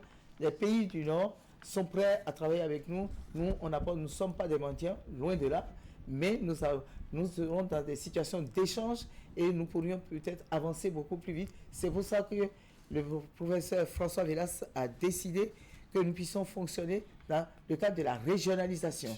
Plus nous serons grands et nous aurons des actions régionales, plus nous serons entendus par les autorités de tutelle et plus les instances internationales, les bailleurs de fonds pourront nous faire confiance et nous soutenir financièrement, parce que je vous assure que dans le cadre du plan de développement des territoires, il y a beaucoup d'argent à prendre aux instances internationales. Merci à vous, Madame Nicole Rontondi-Duchel, et plein succès à vous pour votre conférence et très bon séjour à vos invités qui viendront, en tout cas de partout. Nous leur souhaitons un très bon séjour à Cotonou. Vous êtes la présidente de l'UNITRA Bénin, qui est une université de 3e âge. Vous êtes aussi gérontologue social. Avec vous, nous avons évoqué la gérontologie et son utilité dans notre société à l'heure où la question du vieillissement mérite une attention particulière. Je vous souhaite une très bonne journée. Et à très bientôt. Peut-être après la conférence, on pourra encore se retrouver pour faire un point, un bilan justement de votre activité. Je voulais en profiter pour faire un coucou aux administrateurs qui font un travail soutenu, aux responsables des commissions, parce que nous avons à peu près 8 commissions qui fonctionnent avec une quarantaine de personnes mobilisées, volontaires, dynamiques, des retraités et qui concourent donc vraiment à la préparation effective. Et depuis qu'elles sont mobilisées là-dessus, plus personne ne pense aux douleurs articulaires. On ne s'ennuie plus non plus. On ne s'ennuie plus et ça permet aussi de régénérer le capital cérébral. C'est ça. Voilà, et merci aussi aux autorités qui nous soutiennent, parce que vraiment, ça c'est vraiment appréciable. C'est le Bénin. C'est le Bénin, voilà, on sent cet amour. Converger vers le 3e âge, parce que nos personnes âgées sont aussi des vecteurs de connaissances et de compétences pour notre nation. Merci à vous. Actu Matin se poursuit. On va retrouver Florence Bossa dans sa rubrique Actu sur le net.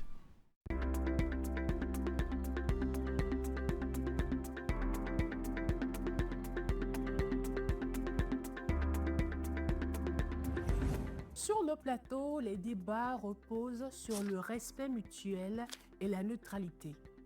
Nous veillons à ce que les échanges restent axés sur les projets et les idées. Pas d'attaques personnelles et de discours de haine. Un média responsable, c'est un gage de confiance pour les citoyens. Période électorale. Notre mission est d'informer avec rigueur, de veiller à un accès équitable de tous à l'espace médiatique et de garantir à chaque candidat une juste représentation. Un débat responsable, c'est la promesse d'élections apaisées. Le débat électoral doit être une tribune d'idées. Faisons des débats sur les médias un outil de paix, de transparence et de cohésion nationale. Notre rôle est d'éclairer les électeurs avec professionnalisme et impartialité afin que chacun vote en toute conscience. Donner la parole à tous dans l'équité et la responsabilité. Voilà le sens de notre engagement en période électorale.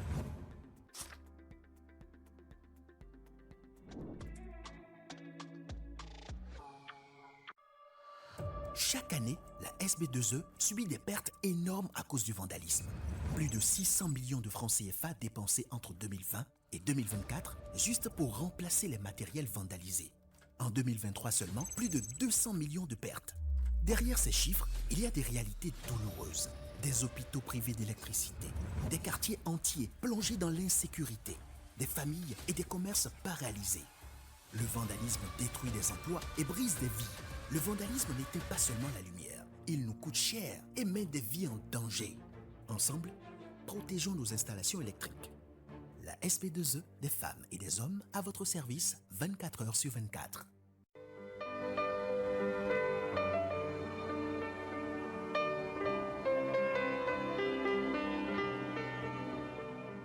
Aujourd'hui, je reçois pour vous Monsieur Oumenou Oussou Bemenou.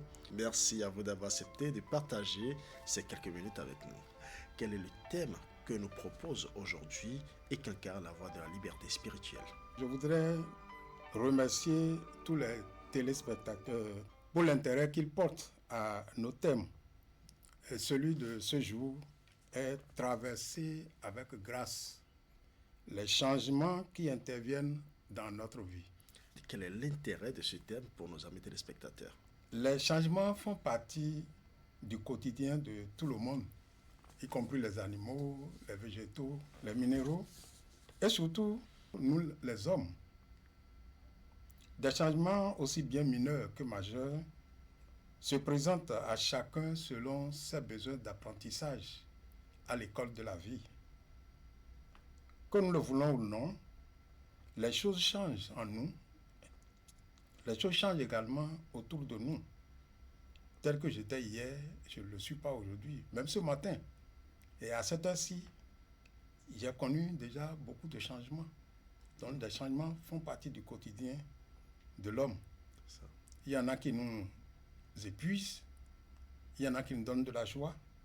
Et Kanka, la voie de la liberté spirituelle, nous propose ce thème afin d'offrir aux téléspectateurs des outils spirituels pour les traverser justement avec grâce et beaucoup de bonheur, surtout lorsqu'ils ne sont pas de notre goût.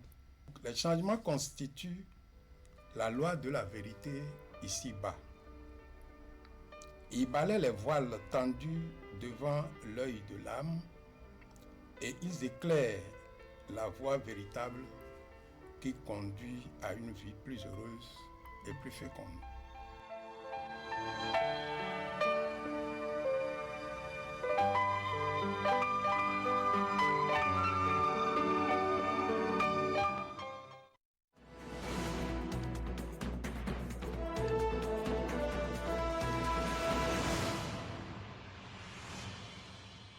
Florence Bossa, bonjour. Bonjour à vous Eric, bonjour à tous. Allez, ce jeudi matin, qu'est-ce que votre rubrique nous réserve comme information glanée sur les réseaux sociaux? Eric, cette semaine sur la toile, c'est la condamnation de la journaliste Angela Peja par la Cour de répression des infractions. De sur les réseaux Exactement. Sociaux. C'est ça qui fait l'actualité sur la toile, ainsi que les polémiques arbitrales liées à la finale de la Coupe d'Afrique des Nations Maroc 2025 sont entre autres les sujets qui tiennent en haleine les internautes cette semaine sur la toile. Et voici le résumé qu'on vous propose à cet effet.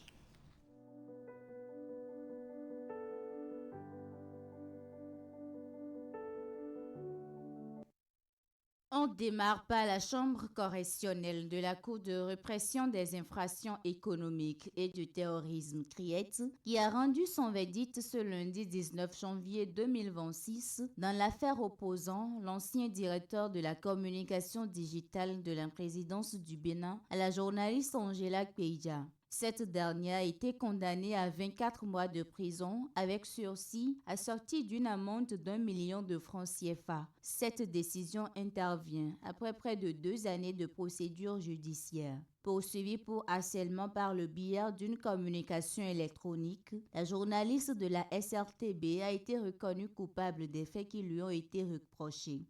Statuant publiquement et contradictoirement en premier ressort, la Cour a estimé que les éléments constitutifs de l'infraction étaient établis. En plus de la peine de prison avec sursis et de l'amende, la CRIET a condamné Angela Kpeja à verser 20 millions de francs CFA à l'ancien directeur de la communication digitale de la présidence, à titre de dommages et intérêts. La juridiction a également ordonné la rectification des publications et informations diffusées sur les réseaux sociaux.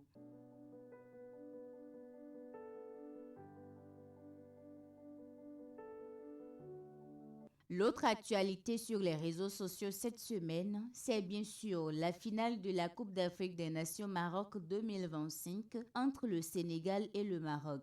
Une rencontre âprement disputée qui a conduit les 22 acteurs à l'étape des prolongations le dimanche dernier. Mais avant, 2 faits de jeu ont marqué ce match au sommet de l'Afrique. À la 93e minute, un but de l'attaquant sénégalais Ismaïla Sarr a été refusé par l'arbitre pour une poussette sur le défenseur marocain Hakimi. Quelques minutes plus tard, Ibrahim Diaz se plaint d'être accroché dans la surface sur corner. Après plusieurs ralentis, l'arbitre accorde finalement un pénalty au Maroc à la 96e minute. C'est alors que la colère gagne le camp sénégalais. Mécontents de la décision arbitrale, les supporters tentent de descendre sur la pelouse. Bravant les stadiers, plusieurs d'entre eux ont été interpellés. Dans cet imbroglio, le sélectionneur sénégalais demande à ses joueurs de quitter le terrain. Après plus de 10 minutes de suspension, le match surprend finalement son parcours et Ibrahim Diaz se présente face à Edouard Mendy. Le joueur du Real tente une panenka, mais la balle est finalement captée par le gardien sénégalais. Lors des prolongations qui ont suivi, le Sénégal ouvre le score à la régulière et remporte la CAN. Cette actualité a tenu en haleine les internautes tout au long de cette semaine.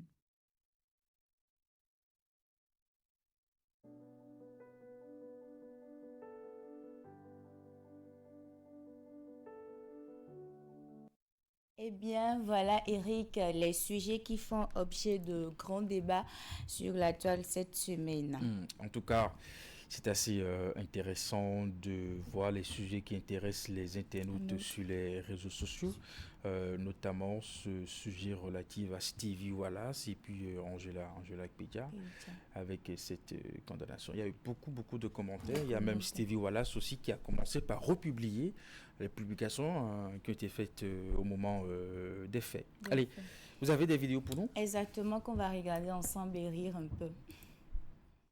Où est ton papa? Dis-moi où est ton papa? Sans même devoir lui parler, il sait ce qui ne va pas. Tu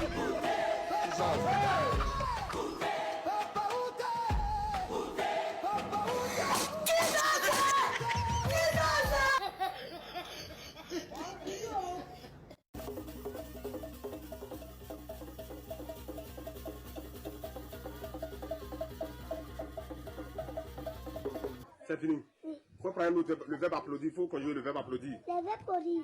L'applaudir. L'applaudissant. Mais je peux le dire, ne carie pas. Hein? Il faut le dire, ne carie pas. Dites-le, il faut le dire. Il faut le carie pas. Vous avez compris, non? Ne riez pas. Hein? Reprends, le verbe applaudir. L'applaudir. L'applaudissant. L'applaudir. L'applaudissant.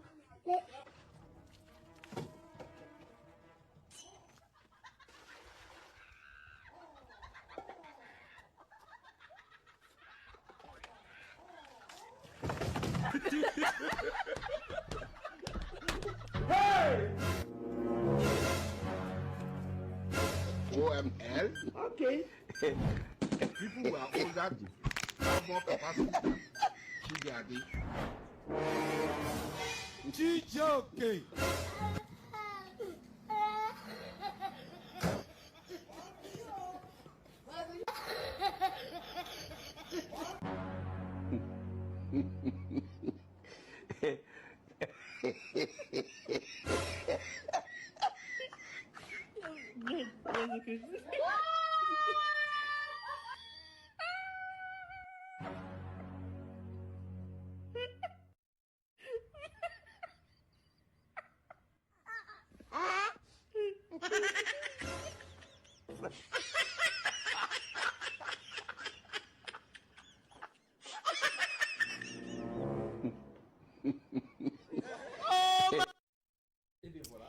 Et bien voilà, Eric a tout sur le net. Ce sera tout pour le compte de cette semaine. Merci à vous, Florence. Rendez-vous jeudi prochain pour notre numéro de votre rubrique.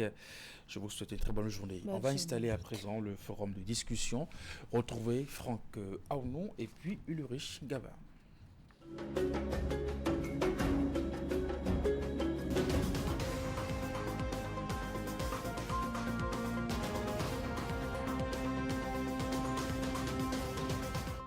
De la société civile et surtout des médias qui aussi ne s'engagent pas, mettons, dans le jeu afin de l'expliquer suffisamment aux populations. Je pense que ceux qui nous ont entraînés dans la fièvre du renouveau démocratique en 90 ont fait ce qu'il fallait, ce qu'ils pouvaient, mais aujourd'hui que nous avons avec le recul constaté tous les problèmes qu'il y a autour, nous pouvons commencer à les corriger courageusement et redonner le pouvoir aux citoyens électeurs. Il faudra aussi montrer l'exemple. Et on n'a pas l'impression que nos aînés nous aident beaucoup. Ils ne nous aident pas parce qu'ils ne peuvent pas faire autrement. Ceux qui s'opposent à un gouvernement ne s'opposent pas à ce gouvernement-là forcément parce que le pays recule. Ils s'opposent à ce gouvernement-là peut-être parce qu'on leur demande de le faire. Il y a des télécommandes qui disent ce président-là, il faut l'arrêter. Celui-là, il faut faire en sorte qu'il dégage. Et celui-là, il faut faire en sorte qu'il n'atteigne pas, qu'il ne réussisse pas tel projet. Vous voyez? Donc, il y a de ces choses-là qui se font avec les nationaux. Et c'est pour ça que les hommes politiques doivent faire attention à travailler pour le pays plutôt que pour d'autres intérêts qui ne sont pas des intérêts nationaux. Alors, l'Afrique de l'Ouest a un problème avec la démocratie ou c'est plutôt Jacques Chirac qui avait raison en disant que la démocratie est un luxe pour les Africains?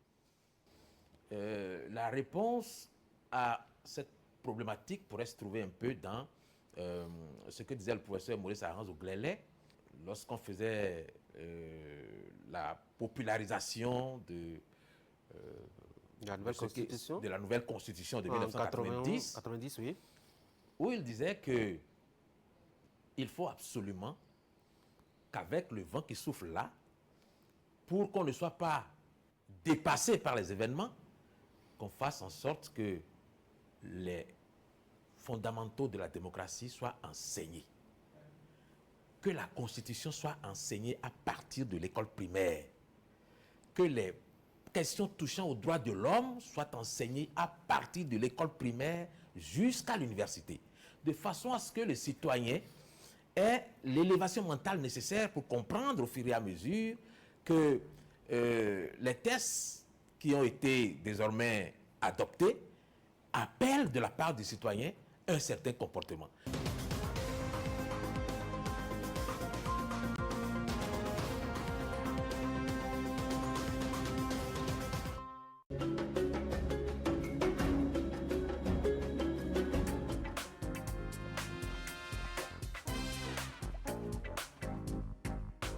Quels sont les motifs qui doivent marquer vos pagnes pour la dot et pourquoi? On en parle aujourd'hui dans votre magazine Chic et Pratique qui reçoit pour vous une commerçante de pagne. Alors, pour une dot réussie, on a l'habitude de dire que pas d'hibiscus, pas de mariage. Alors, regardez, ça, c'est le motif hibiscus qui symbolise l'harmonie dans le foyer, un mariage réussi et tout, voilà. Nous nous invitons dans vos cuisines aujourd'hui. Je suis à la cuisine et à une étape de la cuisson, je me rends compte qu'il y a beaucoup de sel dans le repas. Comment y remédier? On en parle avec notre invité du jour. Par exemple, à la fin, quand le riz a fini, par exemple, de préparer, vous vous rendez compte que c'est salé. Vous coupez une pomme de terre en deux, mettre dans la sauce. Là, ça absorbe le sel dans. Comment réussir la salsa? C'est le thème de ce numéro de votre magazine Chic et Pratique. Il faudra constater qu'il y a les mouvements qui varient en fonction des hommes et des dames. Les hommes ici, nous allons les appeler les cavaliers et les dames les cavalières.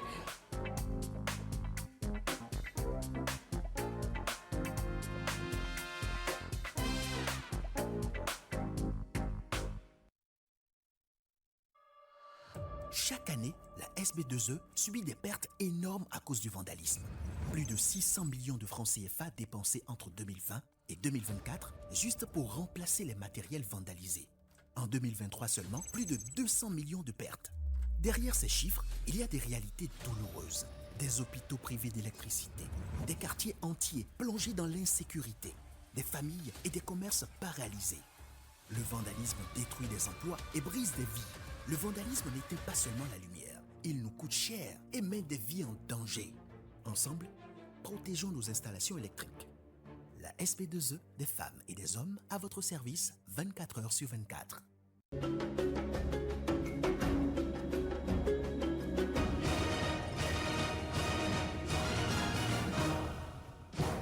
On fait face au miroir pour décrypter l'actualité liée aux faits de société. Un gros sujet à la une de nos échanges ce matin. Quel regard portez-vous sur la dot aujourd'hui? La dot en soi, normalement, c'est le mariage. S'il ne fait pas officiellement la grande dot, la femme ne bouge pas. C'est ça. Et le gars dit que, bon, si c'est ça, il faut choisir entre ta famille et moi. Il y a des hommes qui, après mariage, ils abandonnent tout, ils ne rien fait encore. C'est ça. Il y a beaucoup de couples qui sont là. Annuellement, ils n'offrent pas aucun plaisir à sa femme. Tu es un homme, tu n'arrives pas encore à satisfaire correctement ton épouse à la maison. Elle sait, elle se dit, bon, j'ai déjà des enfants ici, je me contente de ça. Et c'est en plus de ça, c'est ça qui sort pour aller prendre encore une autre femme dehors. Téléspectateurs, allez, bonjour. Oui, bonjour le plateau. Alors, je dirais que la dot aujourd'hui, c'est vu comme autre chose. Ce n'est plus symbolique. Oui, je suis votre émission depuis Baricon. On vous est d'accord. Je vois que c'est très intéressant et j'ai voulu donner mon point de vue par rapport Allons-y, ça nous fait plaisir aussi.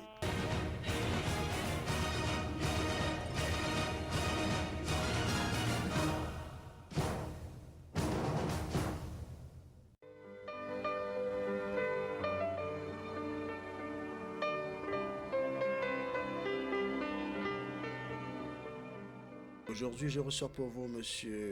Oumenou Oussou Bemenou.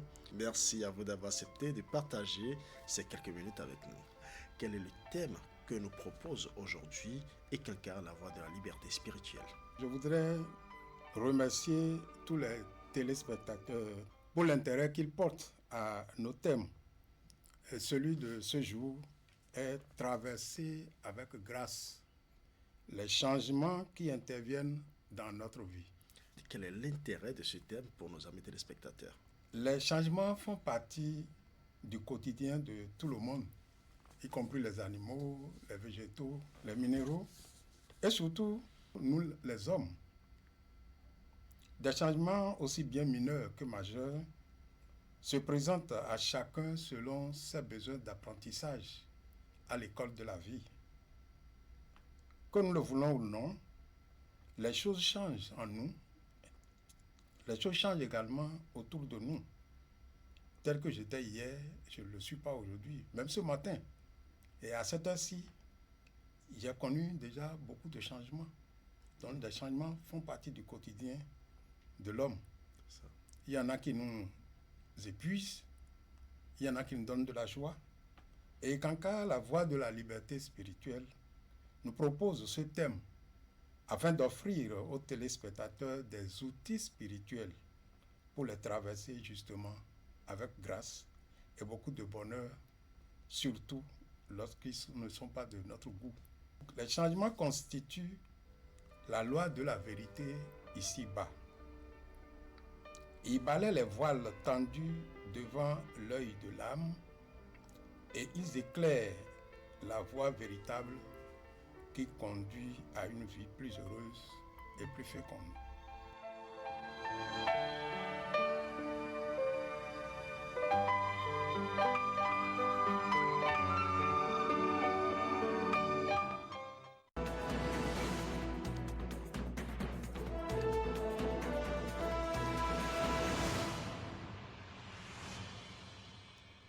Franck Arnaud, bonjour. Bonjour.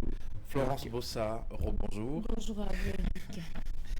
Allez, ce matin, on se penche sur une réalité qui préoccupe de plus en plus les usagers de la route, le phénomène des tokpa-tokpa, ces minibus dans le transport urbain omniprésents dans nos villes qui sont aujourd'hui pointés du doigt comme étant à l'origine de nombreux accidents. Dans un secteur marqué par l'absence de contrôle réel, on se pose la question, pourquoi les tests réglementaires existants sont-ils inefficaces sur le terrain? Et Franck Arnaud, quelle est votre observation sur ce phénomène?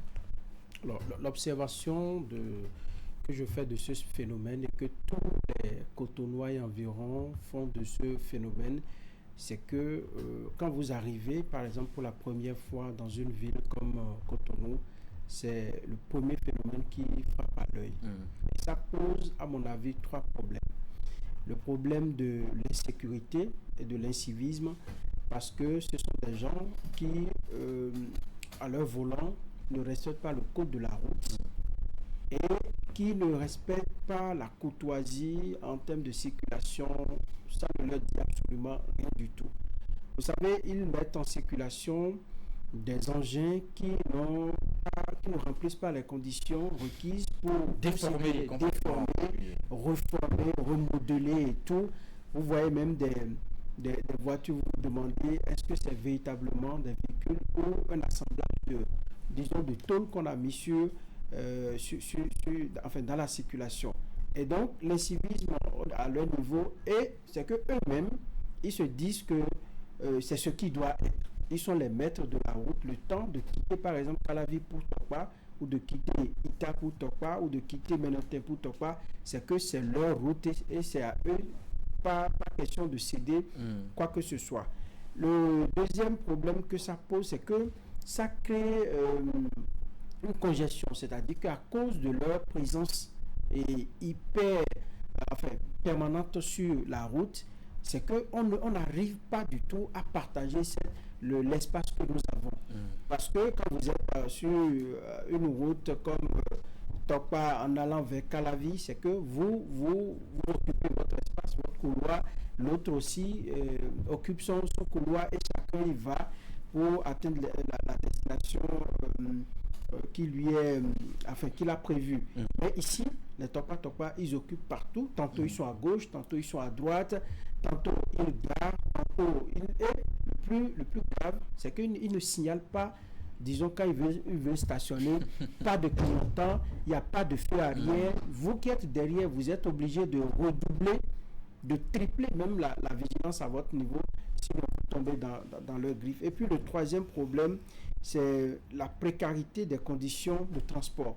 Quand vous voyez, vous entrez dedans, tous autant que nous sommes ici, nous avons pointé ces moyens de déplacement une fois. Quand vous êtes dedans, c'est la bérésina totale. D'abord, les odeurs qui vous encombrent. Il y a également le nombre de personnes normalement prévues pour embarquer est triplé. Et donc, de sorte que vous êtes presque asphyxié dans le véhicule. Mais en raison du coût, parfois pas trop élevé, lorsque vous faites ça, comparé au conducteur de taxi moto, ce que vous allez dépenser, le choix est vite fait. Donc les gens se disent, mais c'est pour quelques minutes seulement. Mais ce qu'on oublie, c'est que lorsque vous êtes entassé comme des sardines dans un véhicule comme ça, et vous faites des minutes pour aller à destination, c'est que vous pouvez attraper, disons, une infection de la peau, vous pouvez vous retrouver dans des conditions, vous pouvez quitter là, par exemple les asthmatiques, quand ils se retrouvent dans de telles conditions, vous êtes sûr qu'arrivé à la maison, soit ils vont s'acheter les produits pour rapidement se soulager, ou bien ils enclenchent une crise qui peut les conduire jusqu'à 2-3 jours. Donc c'est pour dire que tout calcul fait, lorsque vous faites une bonne analyse, c'est pour une ville qui est en développement, pour un pays qui est en développement, je pense que ce secteur-là, on devrait véritablement s'asseoir et y réfléchir. Des états généraux pour dire en quoi ça nous profite. Lorsque vous faites le bilan, ça aide les gens, c'est vrai, dans une moindre mesure, mais en termes de sécurité, en termes de garantie de sécurité sur nos voies, c'est que nous sommes encore loin de la réalité. Allez, Florence Bossa, je suis sûr que vous avez déjà pris aussi une fois ces minibus pour vos déplacements. Quelle a été votre expérience? Eric, vous savez quoi, Tokpa, c'est un mal nécessaire, c'est une expérience de transport unique en son genre. Moi, ce qui me dérange quand je rentre souvent dans cette Tokpa, c'est les odeurs et comportements des apprentis quand il s'agit de collecter les sous auprès des usagers. Ils vous parlent hyper mal. Si vous leur répondez, ils enclenchent des discussions à ne point finir si tu n'es pas intelligent. Je vois Ulrich qui éclate de rire. Allez-y. C'est un peu ça, au fait. D'accord. Et ça vous dérange? Ça me dérange beaucoup. Les haleines aussi.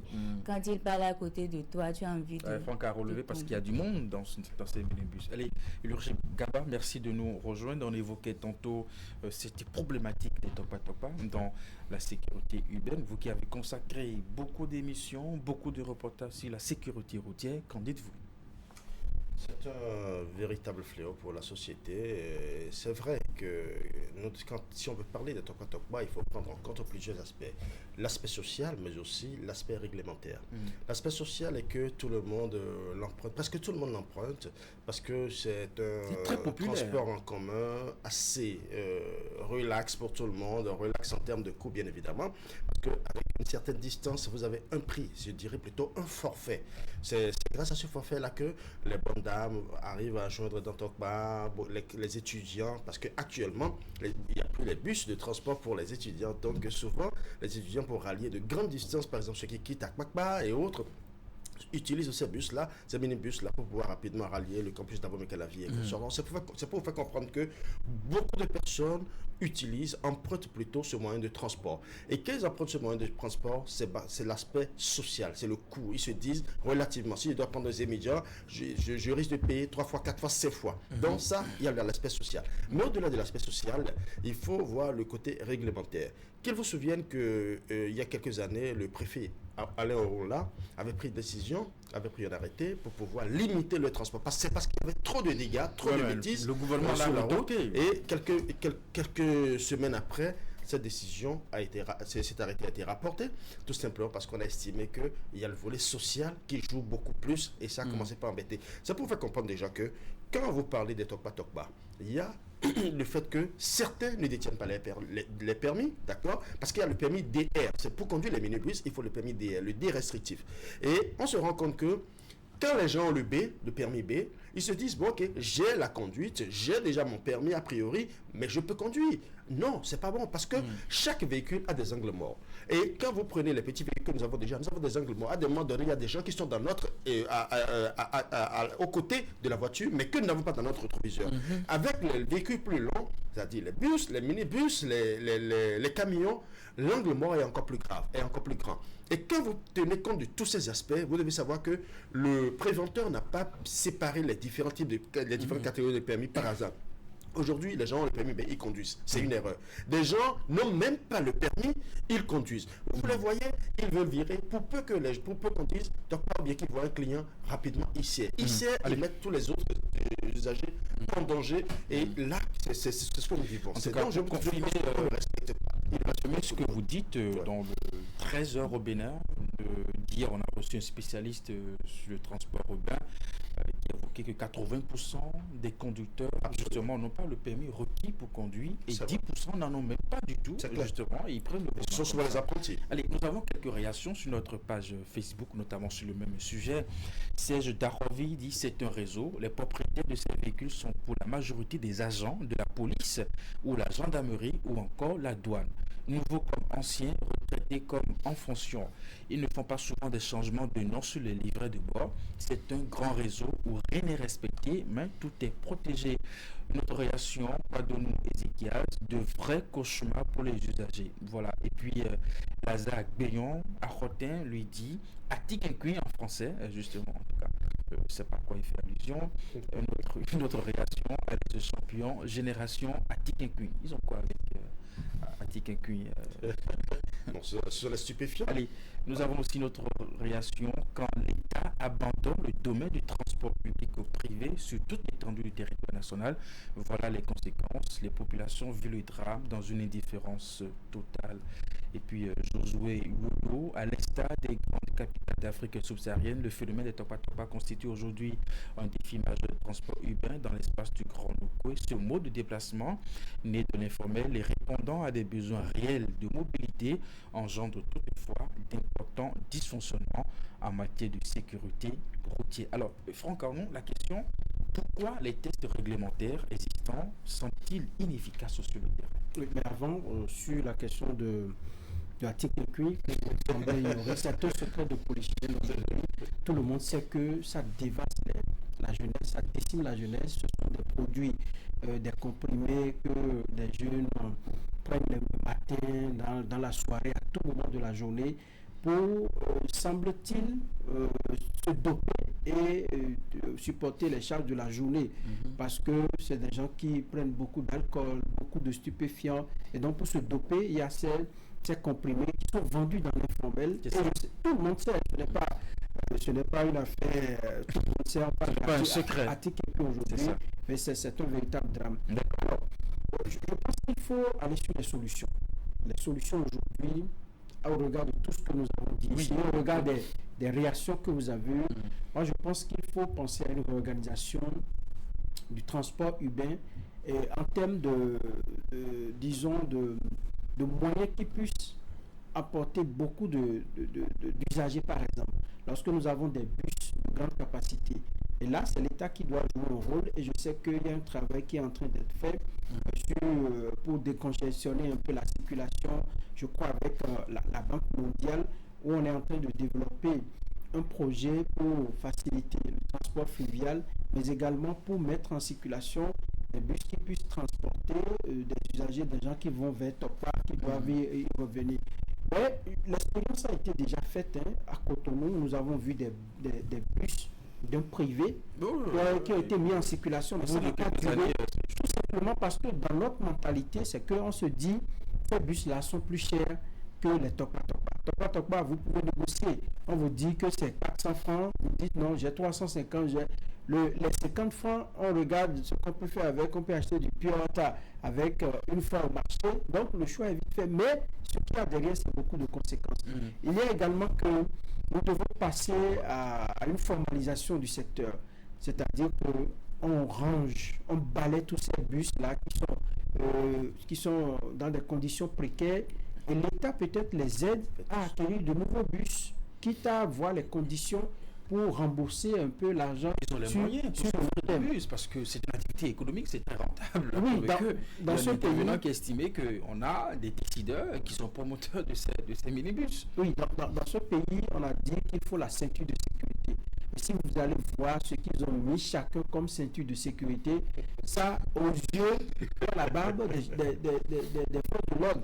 C'est-à-dire qu'on est allé attacher des ceintures qu'on est allé chercher dans les casses auto, qu'on a attaché à la ferraille, on les tire, on les attache ici.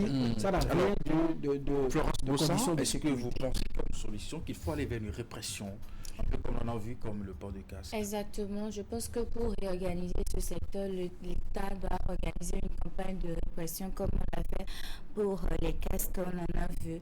Également, je pense qu'en attendant, on peut sensibiliser ces conducteurs de Topa pour leur faire comprendre qu'ils constituent en quelque sorte un danger pour la population. Pourquoi les tests réglementaires existants sont-ils inefficaces? On connaît le code de la route et les principes, nous avons des policiers un peu partout, sur nos axes routiers, et pourtant les Topa conduisent comme ça. Vous savez, les tests sont là, mais qui applique les tests? Ce sont les hommes. Si je prends un exemple très simple, un cas dont j'ai souvenance, où un policier me dit clairement, je dis bien policier, il me dit, monsieur Kaba, laissez tomber. parce qu'il a suivi certaines émissions que j'ai eu à faire sur la sécurité routière. Il dit, Monsieur Gaba, laissez tomber. Personnellement, c'est lui qui me parle, il dit personnellement, j'ai arrêté un véhicule qui était complètement dans une situation dégradée, pas de permis, pas d'assurance, rien, qui mérite une bonne fourrière à long terme, s'il vous plaît. Vous imaginez qu'à peine a-t-il arrêté le véhicule, le chauffeur lui dit, de vive voix, il le regarde droit dans les yeux, puis il lui dit, j'espère que tu sais conduire un camion. D'accord? Il dit, ça veut dire quoi? Il dit, en tout cas, j'espère que tu sais conduire un camion. Et il s'en va. Quelques minutes après, son portable sonne. C'est l'un de ses chefs. Puis il dit, il paraît que vous avez arrêté le véhicule. Je n'ai pas de problème, libérez le véhicule.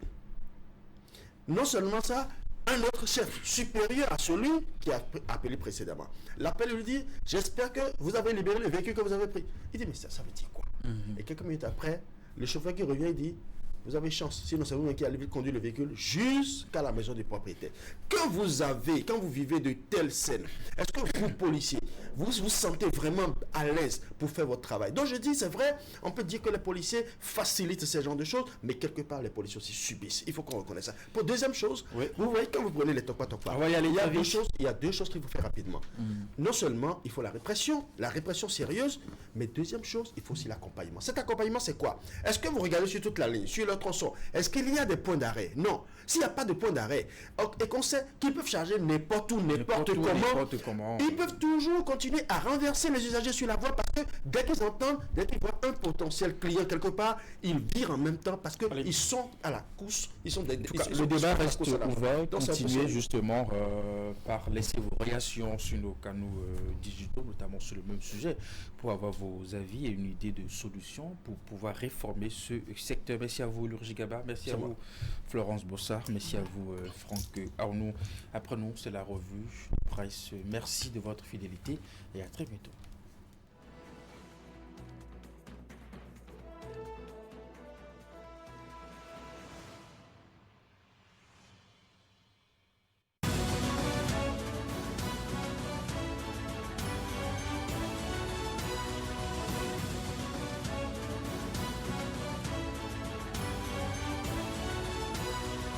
Bonjour à toutes et à tous. On démarre par fraternité et les grandes décisions accouchées par le Conseil des ministres de ce mercredi 21 janvier 2026. Il s'agit de la contractualisation pour la construction du marché au charbon et pharmacopée, la finalisation du processus d'indemnisation des personnes affectées par le projet d'aménagement et de bitumage de la route des pêches phase 1 et la contractualisation pour la mise en œuvre du projet de construction du centre de transfert de déchets dans la zone d'Akobato. À ces mesures s'ajoutent plusieurs nominations, notamment au ministère de la Justice et de la Législation. En marge du conclave gouvernemental, lors de son traditionnel point de presse, le porte-parole du gouvernement a été interrogé sur l'état d'âme du chef de l'État qui aborde le dernier virage de son second et dernier mandat. Pointe le matinal. Il en a profité pour lever un coin de voile sur les priorités des 4 prochains mois. Le moral du chef de l'État, il est haut. C'est un président de la République de combat que nous avons retrouvé à l'occasion de ce premier Conseil des ministres de l'année 2026, a assuré Wilfried Léandre Mbedi. En ce qui concerne les priorités de fin de règne, le porte-parole du gouvernement a indiqué que le chef de l'État a invité toute son équipe à être focus sur la mise en œuvre du programme d'action du gouvernement, mais également les perspectives politiques prochaines qui s'annoncent. Parlons à présent des législatives du 11 janvier 2026 à travers cette tribune de l'emblème du jour consacrée au sort du parti Les Démocrates. Pour le Canard, les résultats définitifs proclamés lundi 19 janvier 2026 par la Cour constitutionnelle consacrent un revers majeur pour cette formation politique. Il s'agit d'un recul électoral marquant un tournant difficile pour les démocrates qui voient leurs ambitions parlementaires s'évanouir au profit des 2 grandes formations de la mouvance présidentielle. La nouvelle Assemblée nationale sera ainsi composée exclusivement de députés issus de ces 2 partis, avec une majorité confortable pour l'UPR qui décoche 60 sièges contre 49 pour le BR. Une configuration politique qui redessine durablement le paysage parlementaire et pose, selon l'emblème du jour, de nouveaux défis à l'opposition béninoise à l'orée de la prochaine échéance présidentielle. Les démocrates entre désillusion et descente aux enfers commentent le matinal qui s'intéresse aux raisons du faible taux de participation enregistré aux législatives du 11 janvier dernier. Selon les spécialistes, le désintérêt des primo-votants est l'un des facteurs à relever. Pour une frange importante de cette catégorie, le vote ne constitue ni une priorité, ni un enjeu personnel, explique le quotidien, qui évoque également les discours politiques démobilisateurs et la fin de l'achat de conscience. Terminons par les 4 vérités et des nouvelles de la Cour de répression des infractions économiques et du terrorisme. Le quotidien rapporte qu'ont comparu à la criette 4 jeunes hommes ayant réussi l'exploit d'anarquer un commerçant à hauteur de 25 millions de francs CFA. Selon le récit de la victime, les jeunes se sont présentés à lui comme des personnalités importantes. L'un d'eux s'est fait passer pour un ministre et un autre pour un maire. Dans leurs explications, les accusés ont fait savoir qu'ils avaient pris l'argent chez le commerçant par voie électronique. Ils envoyaient des messages à ce dernier pour l'aider à réduire ses dépenses. Le dossier a été renvoyé au 5 mars prochain, précise le quotidien. Fin de la revue de presse de ce jeudi 22 janvier 2026.